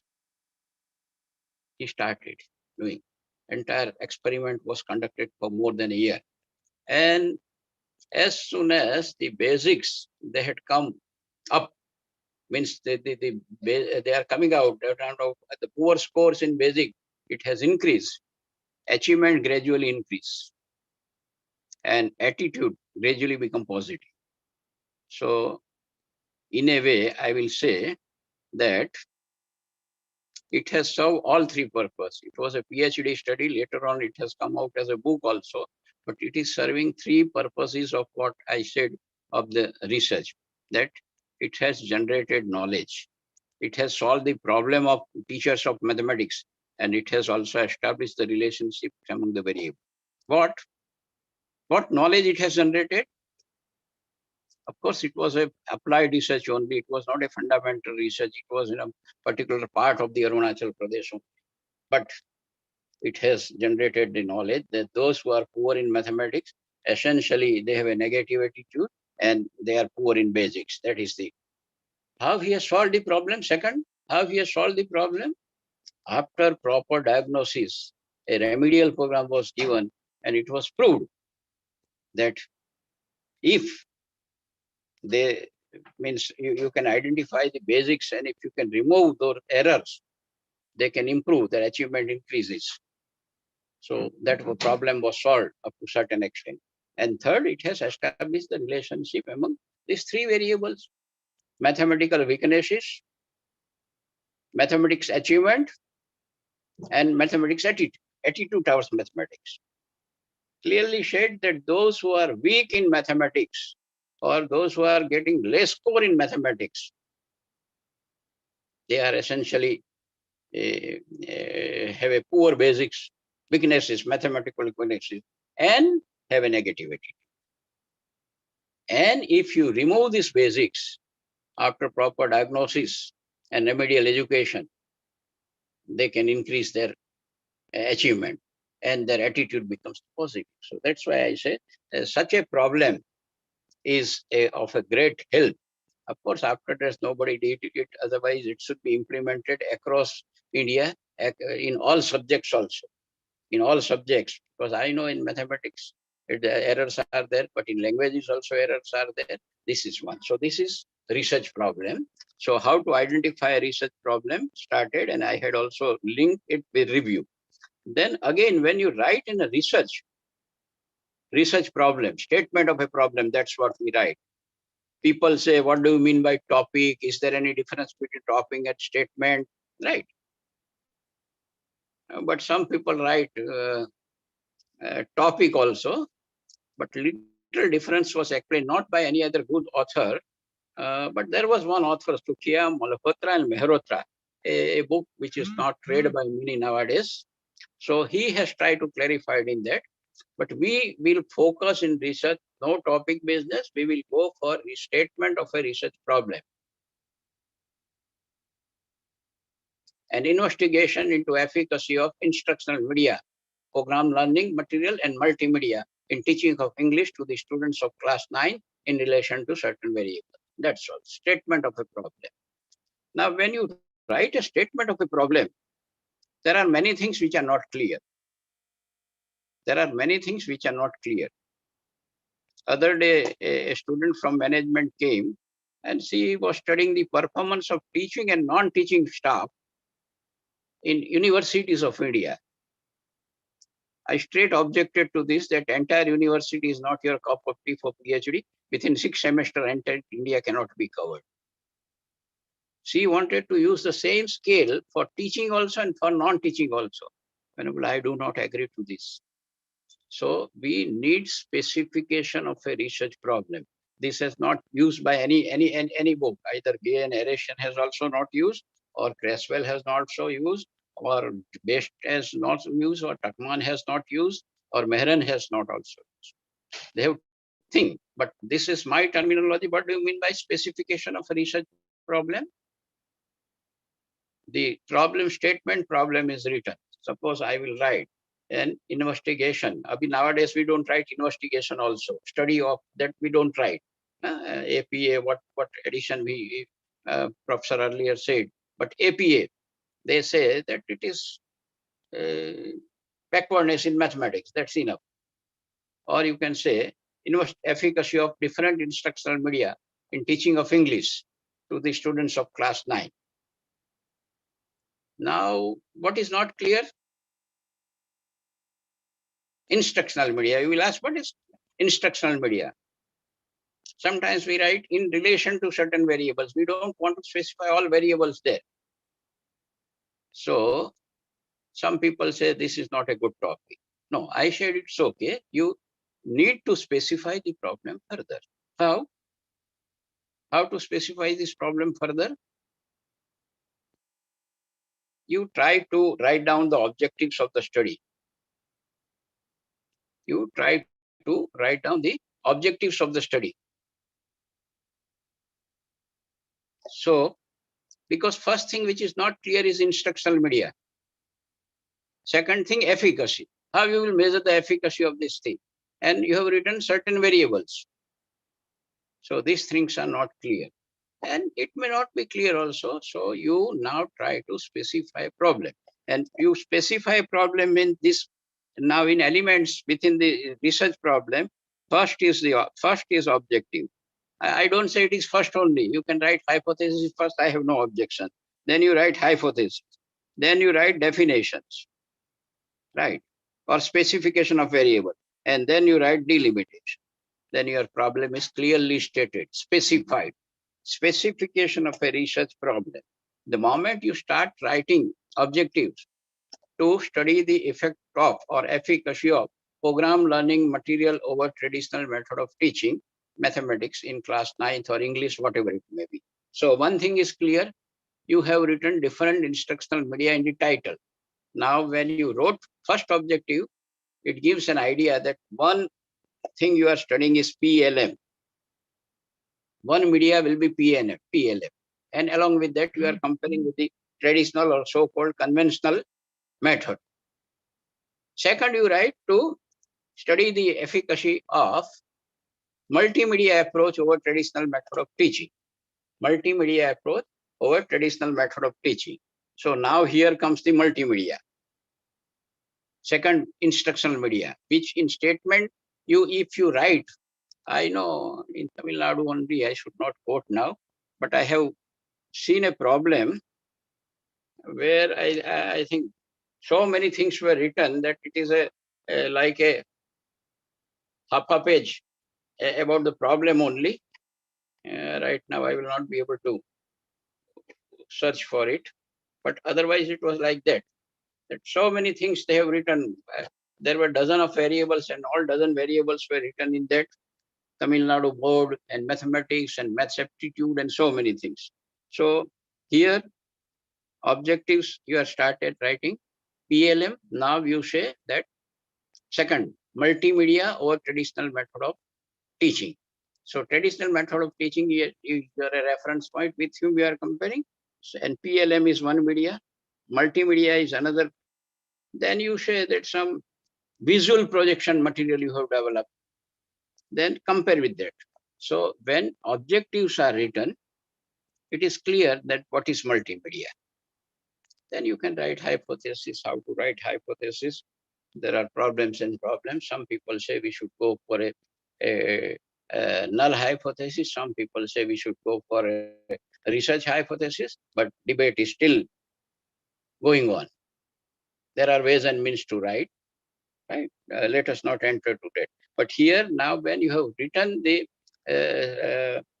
objectives, your things are clear that you are studying program learning material, multimedia, and third, you can say that traditional method of teaching, right? And third, also I shared some visual projection or whatever it may be. Then you can write object hypothesis also, whatever you like, it is up to you. You say that there are enough evidences that program learning works very well. Out of 100 studies, 80 had in the favor of program learning. You can write a directional hypothesis. I have no objection that student learning through program learning will perform better than their counterparts. If you feel that, okay, there are no enough evidences, I will go for null hypothesis. There is no significant difference between those who studied with the help of program learning and traditional method of teaching. That's all, it is up to you. So this is second, objectives, hypothesis. Now the thing is, you have written that definition. Now coming to the third part in specification is definition. Now there are people, there are a lot many confusions also, contradictions also. They simply write definition of the terms. There are authors, they classify definition as operational definition and explanation of the terms. Of course, I have added it. Operational definition is very common to that. Operational definition means in psychology, in education, and social sciences, there are n number of variables that can be measured with the help of a tool or a number of things.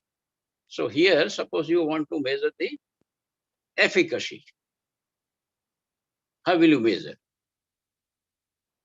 Here you want to say there are certain variables. I said that an investigation into efficacy of different instruction media and teaching from English with reference to certain variables. You are studying one variable that, okay, you are studying types of school. So there are n number of words which needs to be explained here. So those variables you are measuring directly with the help of some tool. You can say that it is my operational definition. In this study, efficacy will be measured with the help of a test constructed by the investigator and whatever the total score that reflects the efficacy of the students. That is my operational definition. I am measuring the variable efficacy. Efficacy is measured in terms of achievement of the students in that particular English test designed by the, you can take ready-made test also, but you can have your own test also. So that is my operational definition. Now somebody said you have used program learning also. That's not clear to me. Are you going for linear type of program learning following Skinner? Are you going for branching style of linear programming? What? Then you write it in the present study, program learning material has been developed. Program learning material has been developed in a, say, a Tamil language, right? It is in a linear style. That's enough. Linear type, and it's not branching, and you are following the linear style programming, and language also is clearly. So one is very clear. Now, rest of the things about the programming, you can write in your conceptual framework or introduction chapter. But here you can say it's a linear program. It is in so-and-so language. And if there also you have followed somebody, Skinner or somebody, then also you can make the name, acknowledge the name of that. Right? And multimedia. What is multimedia? That also you can explain. So these are the two things. Explanation. Suppose you have taken one variable also, the types of school. What do you mean by types of school? So those schools which are straightway run by the government, that is known as the government school. Aided, if there is some private trust, but they are seeking funds from the government, and government gives them the fund, that is called the aided school. And private school, they seek permission from the government, but they are not given any fund. So this is how explanation is given. So what I want to explain is operational definition. If you are using stress, then define operationally. If you are using commitment, define operationally. Right? Others you can explain. So these two things are very much important in specification of a research problem. Now, if you are going for experimental design,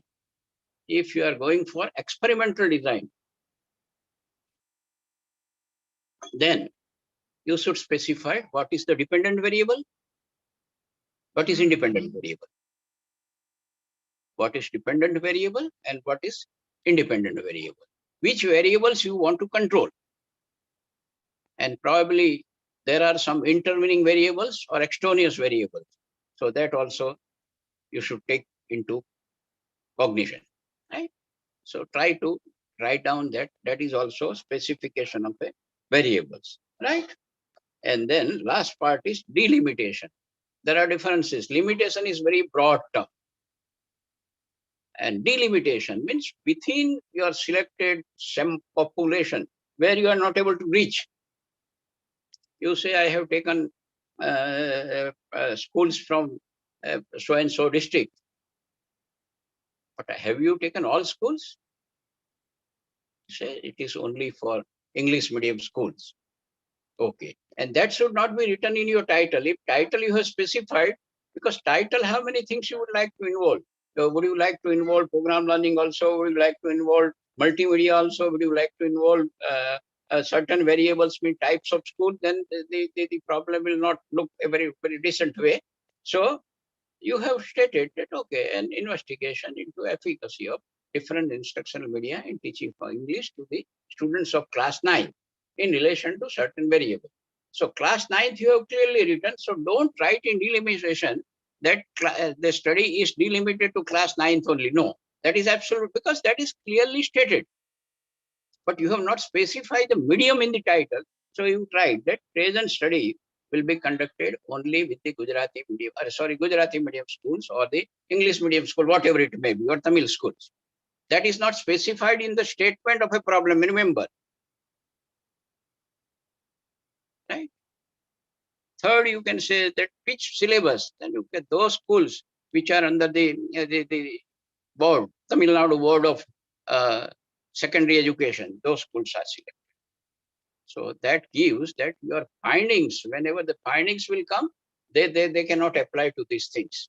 That's why delimitation, though it's a very small point, though it's very small point, but it plays a significant role.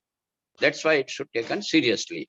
So I started with the research problem, and within that, specification of a research problem. Specification of research problem can be done by writing the objectives. You will ask another question also. Should we write research question? There's a big dilemma here also, whether should we write research questions or not. And I think which book? I think UV Flick has also discussed about that in qualitative research. But that I will not enter. If you want, you can write. I have no objection. But there are people, they put the objectives, and same is converted into question form. I don't, this is just duplication of work. That should not be. It is not adding to the specification. It doesn't add anything. So you write objectives of the study, you write hypothesis of the study, you write definitions. Within definition, there are two parts. One is the operational definition, those variables which can be measured, and those variables which can be explained. Suppose type of schools, or you say area, urban and rural, then you define what do you mean by urban, what do you mean by rural, right? So that can be defined. Program learning material you can define. So that is the definition. If it is experimental study, you can say that which variable is dependent variable, which variable is independent variable, which variable you have control, right? And types wise, you can say program learning material. It was in Gujarati, Hindi, English, which language you have prepared, and which board. So that will give you the idea. And after reading delimitation of your study, the third party who is familiar with the research, he'll say that, okay, this has done well. Still, and he says, still I cannot understand something, then there is something wrong. You have not specified the research problem clearly, right? So this is the great element in this. Second element is review, which I have already said. Review of related literature. I will not say review of related studies, where the studies were conducted. People ask the question, sir, how many studies I should write down? There are thousands of studies. Then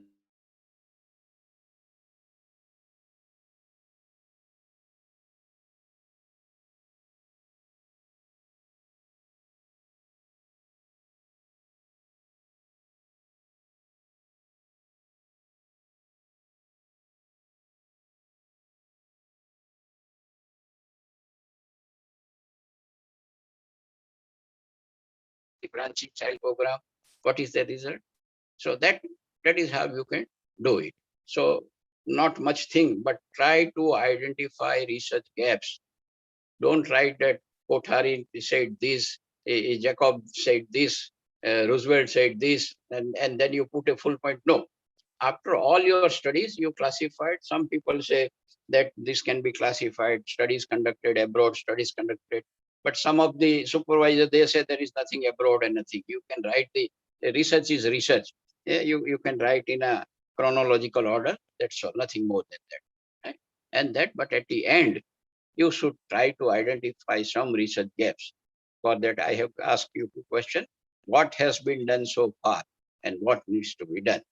So clearly, otherwise it is known as filler. Your review is known as a filler, F-I-L-L-E-R. So that should not be there. Some conclusion that how, what you are going to contribute and so many things, right? So this is review. After review, there is one element, I don't know where to write and how to write.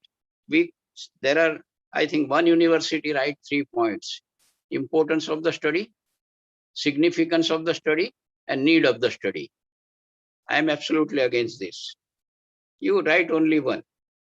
And we have catch one word that is known as a rational. R-A-T-I-O-N-A-L-E, rational. So you write rational. And your rational should answer why. Your rational should answer the question why. Why I have conducted this study.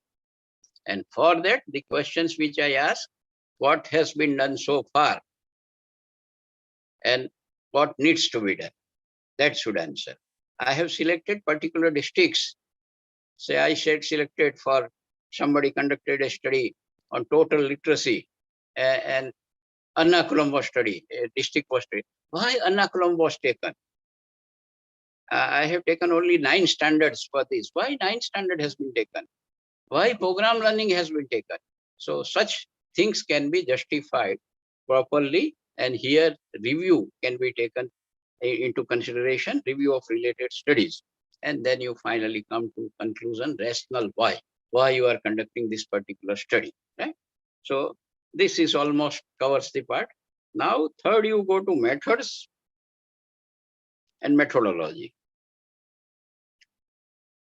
Methodology is a bit broad term, which includes so many things, starting from which method you are using, and little bit of justification should be there, that I had been using experimental design here. Which experimental design? I will be using pre-test, post-test, control group design.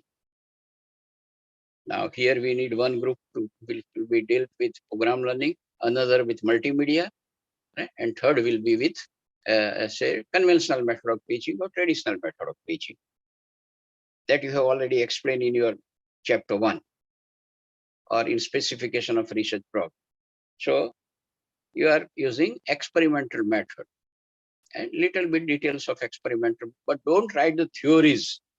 Some people, they 4 or 5 pages they take from either a John Best or the Borg and Gall, and they straightway write down all this. That is not necessary. Those things which are there in book, that should not come. Otherwise, you will catch red-handed with the plagiarism. They say 10-20% will be allowed. So this is all plagiarism, right? So that should not be there, right? So which method you are using? Then go for a population and sample. That is the weakest part here. These elements are not properly discussed. Population. There are theses I have seen, they don't bother to write population. Ultimately, what you are doing? You are doing a scientific study, positive paradigm. In that, what is ultimate aim? There is a population. From this population, you draw a sample, you study the sample, you compute the mean, median, mode, or whatever it may be. And then you estimate parameter. So what you are studying is statistic, not statistics. Remember, there are people, they don't understand the difference between statistic, only C. And S laga diya, that will be either plural, because Garrett has also used that word, statistics, and I also was confused. But that is the plural, that if you have calculated mean also, median also, mode also, then 3 statistics. But it is basically known as statistic only.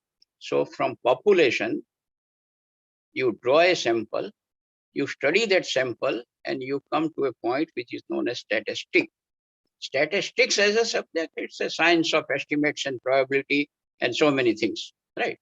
So that we don't. So from this mean, median, modes, ST, whatever it may be, from this statistic, you try to estimate parameters. You try to estimate parameter. Population measure is parameter. Parameter is a population measure, and statistics is a sample measure. So in between, you apply lots of inferential statistics, lots of informational statistics, inferential statistics, and then you conclude. So population should be clearly defined. How people write? Some people write that all schools of Madurai district or whatever it may be, or of class 9s were selected. I always object to that. Don't write all. All is undefined. All means what? You say that there are 439 secondary schools having class 9, and all these 439 schools are selected for the population.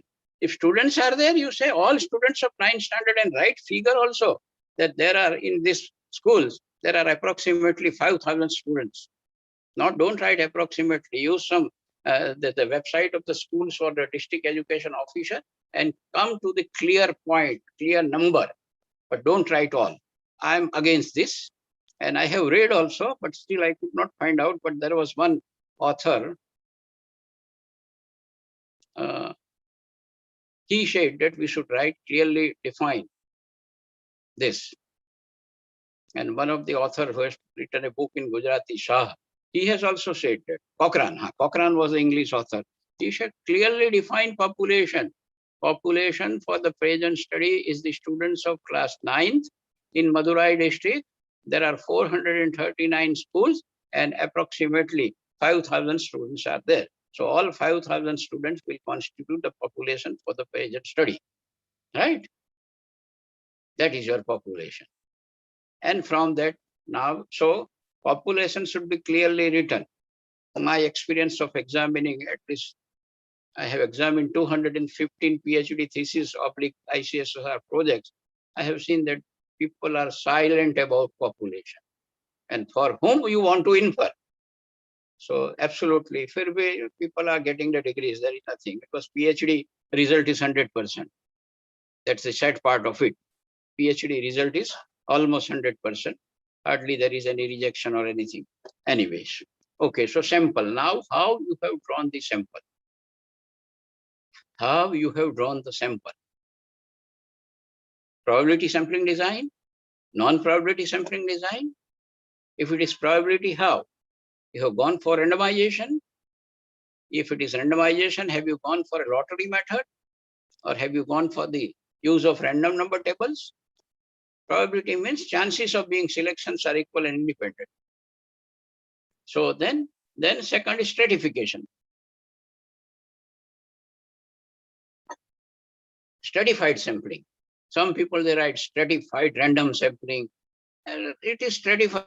Once you use the word stratified sampling, it's very clear that it belongs to the family of probability sampling. And some sort of a randomization is there.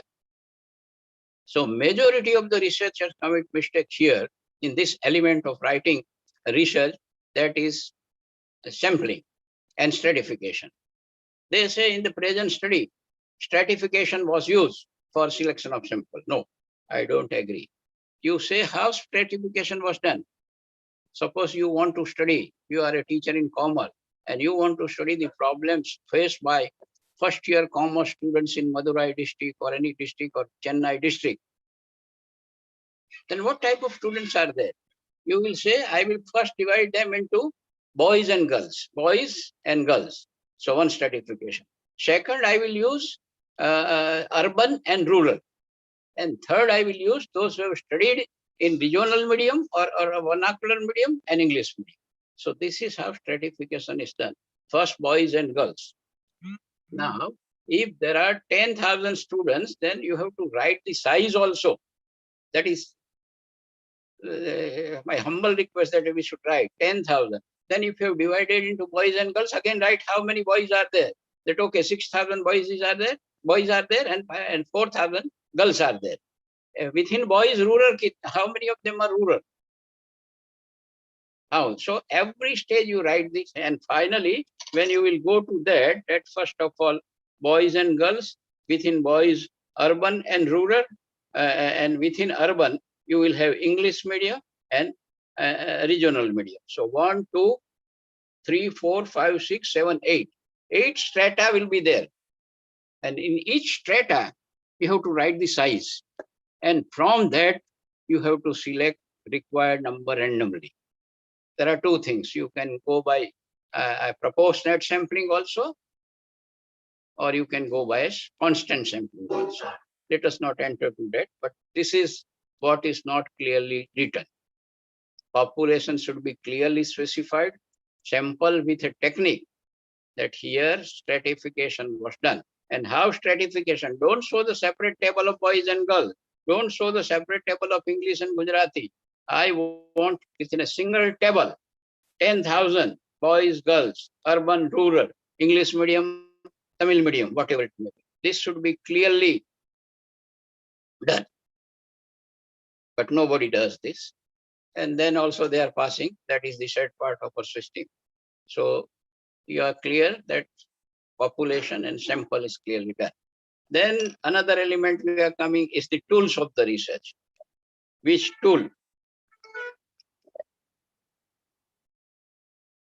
Tools should be constructed or tools should be ready-made? Because there are institutions where tools are available. Agra, you go, you will have a shop where Bhargav, Tools are available. You go and you ask for the tool and he will give you the tool. But what is your contribution? If you are using, what is your contribution? So you can prepare, it is up to you. But then also in preparation of tool, entire process, if it is achievement skill, if you have standardized, okay. All steps should be clearly written. If you establish the validity and reliability, steps should be written. If validity and reliability scores are there, some people write that reliability coefficient was computed, which has come to 0.83. But from where you have computed? X score and Y score. So you write either in the appendix or show something correlation, a frequency table there. So these are the lectures in the studies that should not be there. So all steps, and there are people, they construct the questionnaire. Then they write that a questionnaire consisting of this is where it was given to expert, and as per their suggestions, it was revised. I am absolutely against this. Don't write this as per that revision. You say it was given to 10 experts. What 10 experts said, right? Well, first expert said your sentence 1 and 3 are almost identical, drop dead. Somebody says that your fourth item is absolutely illogical. Somebody says your item number 51 seems to be nothing. So based on this, you do it and say that earlier I have constructed 50 statements, but based on this data analysis of the experts, it has now come to the 40 statements. So in your appendix, you have to put tool appendix 1 and appendix 2. That is the preliminary part and final part. Then only one can check. Of course, here also you can manipulate who bothers and who goes to check whether you have gone to the experts or not, right? But for ethics, we should write this, that okay, and list of expert also should be there, that these are the list of experts. So clearly draft 1, draft 2, if there is third draft also, that also should be given there. So this is the tool. And if you are using ready-made tool, somebody asked me a question that how old tools should be used. I had also no answer, but then I said that you refer Creswell. I think the which edition, hereby it is there, 4th edition. Then on page 159, last 3 lines, if you read, he said not more than 5 years old tools should be used. Not more than 5 years old tools should be used. Tools constructed in Tamil Nadu should not be used in Gujarat, because the norms establishes are for the Tamil Nadu only. Anyway, so these are the things. That tool construction part is also very serious, detail out everything. If you have done a pilot study, what population, what sample was drawn and all other things, that also should be clearly stated. So this is the methodology part. I started with which methods we are using. Second, population and sample. Third is the tool and how data collection will be done. Personally, nowadays agents are available for data collection. They will say, I will help you. How they will do, I don't know. But in industry and other things, they employ the people, they give the training. If you're doing that, that's fine. Otherwise, go personally and do it. So data collection. Nowadays, people started data collection of data online only. Online only. They will send you some Google format and they say, sir, fill up this. I don't know how I am a member of this the sample, no justification. So those who are in my list, WhatsApp list, I will send them. No, that is not there. Otherwise, it is you are working with a bias sample. So sampling, I was talking about randomization, stratification, cluster sampling, systematic sampling, multi-stage sampling, and multi-phase sampling. This is probability. Non-probability, the cheapest one and weakest form of sampling is convenient sampling. Whosoever is available, you collect the data. No, that should not be there. Convenient sampling. Then judgment sampling. Then sequential sampling, quota sampling, and so many things. And if you go to qualitative homogeneous sampling, theoretical sampling, so many things are there, right? So clearly define, no theories, what exactly you have done, data collection, and last part is data analysis. how you will do the data analysis. There are assumptions.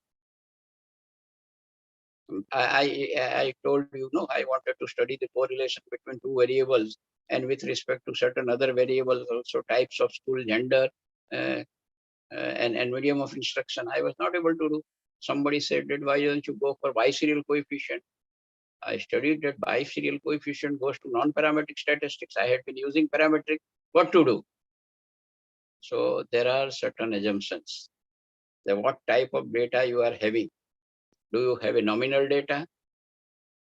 Do you have a ordinal data? Nature of data. Do you have interval data? And social science hardly we bother for the ratio scale. Otherwise, these are the scales of measurement. And we always deal with the this interval scale.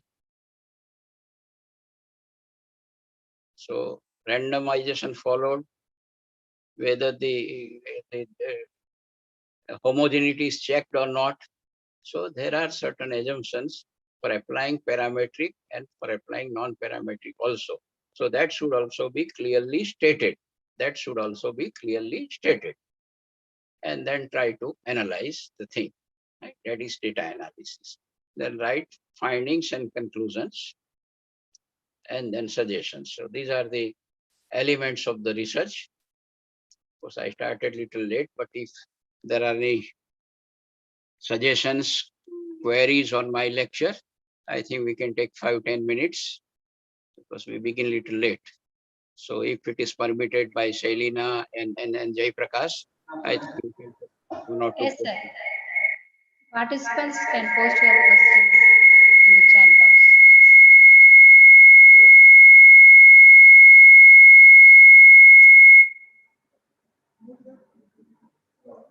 Participants, please put your questions in the chat box.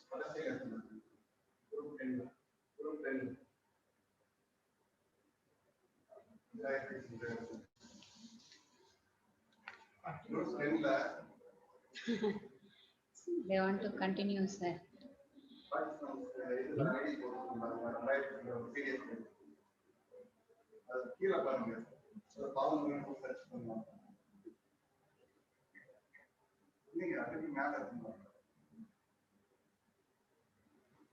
Any question? No. They want you to continue still more, sir, but Okay. So then you are coming to the data analysis. So there are various norms for applying the data analysis, that under what situation you can use. sir, But there are many misconceptions. Even I am struggling now with one of my students that if correlation study, if it is a correlation study, what should be the sample? Sample size is always a problem. Sample size.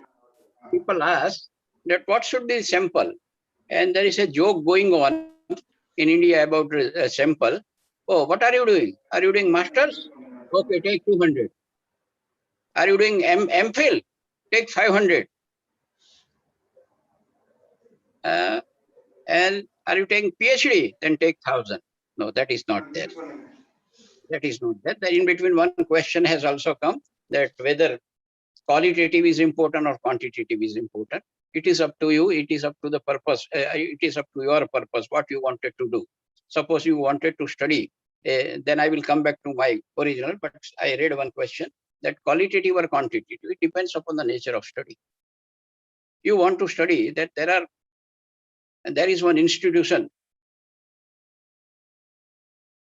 continuously getting A+ grade since last 3 consecutive NAAC assessment, then at least it's a sensitive issue for you that why, what is something special in this institution that they are getting always A grade or A+ grade. Then it is, instead of going for survey and all other things, go for the case study one. And there are many approaches of the case study. At least I know there was one well-known author, if you have read it, 70 pages book only, Robert In, Y-I-N, Robert, R-O-B-E-R-T. I think if you introduce in the Google and you will get the full reference of that. He has written 3 books, but which I am referring is this. So here qualitative type of research is far, far better. Suppose you wanted to know particular, see, it is always context specific. There are no generalization. There may be theorization. a group of students, or you can say here is a school, or here is the college. From that last 10 years, say it is arts college, and last 10 years I have seen that 30 to 40 people had cleared UPSC and they had become the collector or whatever it may be. Okay, then I will not survey anything. I will not go for any quantitative study.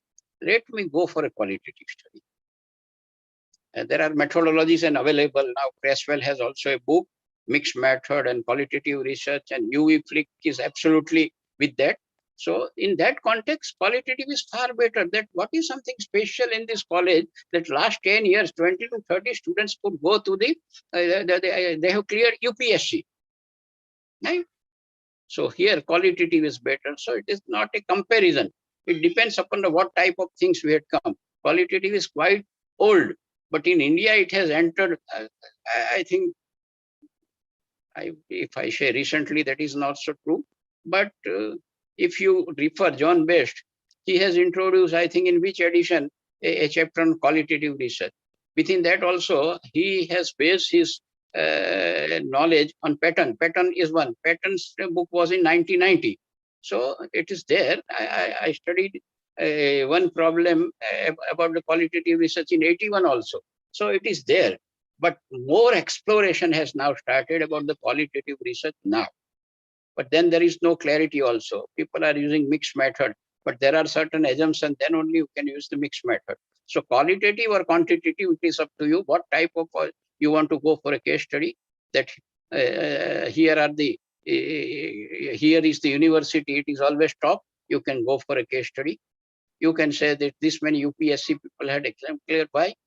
Why particular batch is, particular college or school is performing better, you can do. Why particular office is good, then you can go for a qualitative research, right? Then the sample I was trying. In sample, what I said that there is no clarity.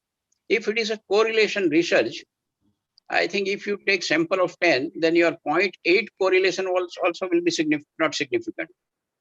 If you have a Henry Garrett, you can read the page number 201. Page number 201, you can read. He has clearly said. And if your sample is 200, 300, then you have a simple 0.234. That correlation is also significant. So sample wise also we have to be very careful. But there are two assumptions for the sample, which I have not observed in any thesis, that at what level you are working. Remember, this will be the last point, at what level you are working, at level of significance, confidence level. Suppose you are working at the confidence level of 95%, that is 0.05. Remember, I hope you get 95% means if the same experiment is repeated 100 times, 95 times your results will be similar within a particular interval. 95 times. Chances of being out will be only 5. And if you say that 1% error is acceptable, 1% error. What do you mean by error? I use the word statistic and parameter.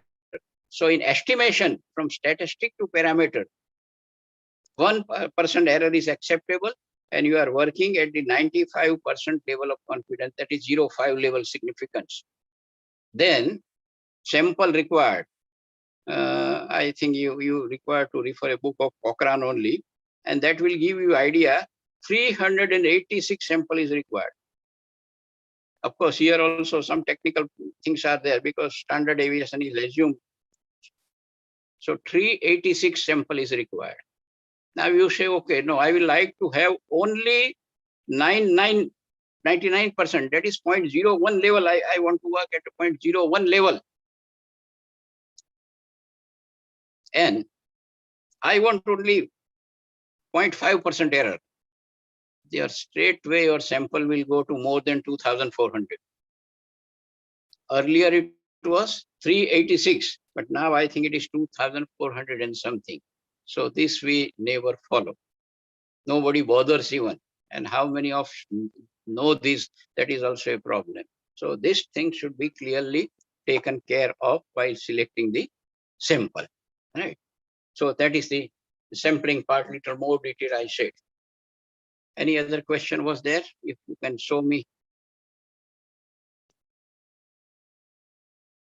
Because there will be next presentation. I don't want to delay that for you. Sir, the next question was that for case study, how can I select sample and methodologies for PhD? What? For case study research, how to select sample and methodologies? Methodology case study itself. Read Robert in, Robert in, and it will give you the details whether multiple case study or single case study is there. So that itself is a sample. To those who are there, suppose you are studying a college. In that college, in last 5 years, at least 20, 35 people had passed UPSC. Then go and meet the professors available there during these 5 years. Go and who was the principal. Examine the methods of teaching. So that is there.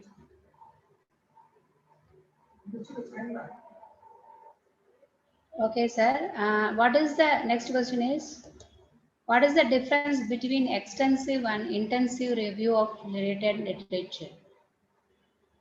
Extensive and Intensive review of related literature. these are the jargons. Extensive and intensive. Extensive only if someone says that first study of program learning was conducted by Madhuri Shah in 1964, then I should know it. And last study in the branching style was conducted by Professor I.U. Trivedi in Gujarat University, then I should know it. Superficial, it should not be there. So there are nothing like, if you say, I will say exhaustive review. I will say exhaustive review. So what happens that we rely on the secondary source. Most of the research is we rely on the secondary source. My study is there. I went to Pune and a lady has quoted my thesis. But when I asked him, have you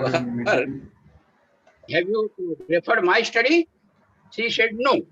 I have referred your study that is which is there in some publication. That's all. So exhaustive study should be there where whatever you study, that should be exhaustive. That is the only thing. Intensive, extensive, I have no idea about it. And I will not enter to that also.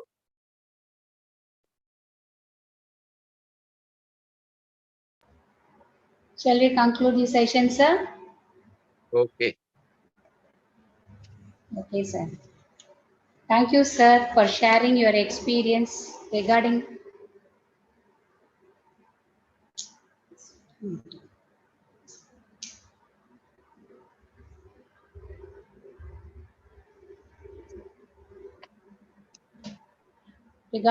various elements of research. The opinion of research by various people was well discussed. Your views on qualitative and quantitative research was well delivered, sir. The function of MHRD in continuous educational programs was dealt in a nice way. The three functions of research was nicely elucidated. So thank you, sir, for being with us. This is the third program you are with us. We are very fortunate to have you in all our sessions, and future also we will try to have with us for our programs. Thank you so much, sir.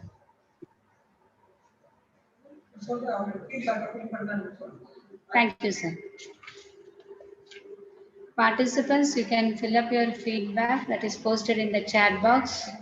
Those who are unable to get your roll number, send email and you alone can do afterwards.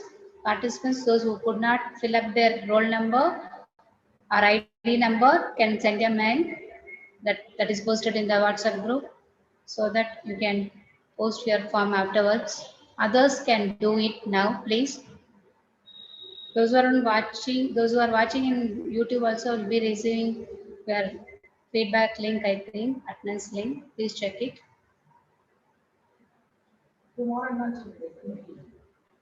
Tomorrow we will be having our session at 10:30. The link will be shared around 10:20. Same link, and you can join the link around 10:20.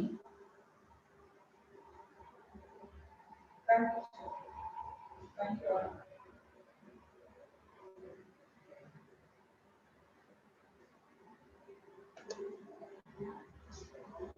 1 minute pa.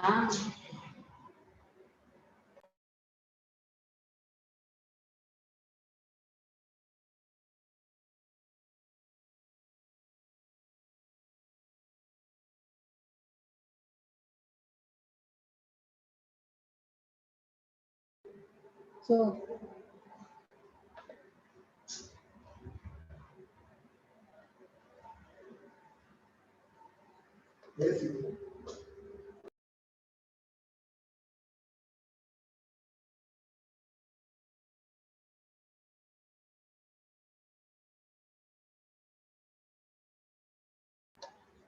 thank you all of you. We will meet tomorrow at 10:30 a.m. Thank you. 10:30.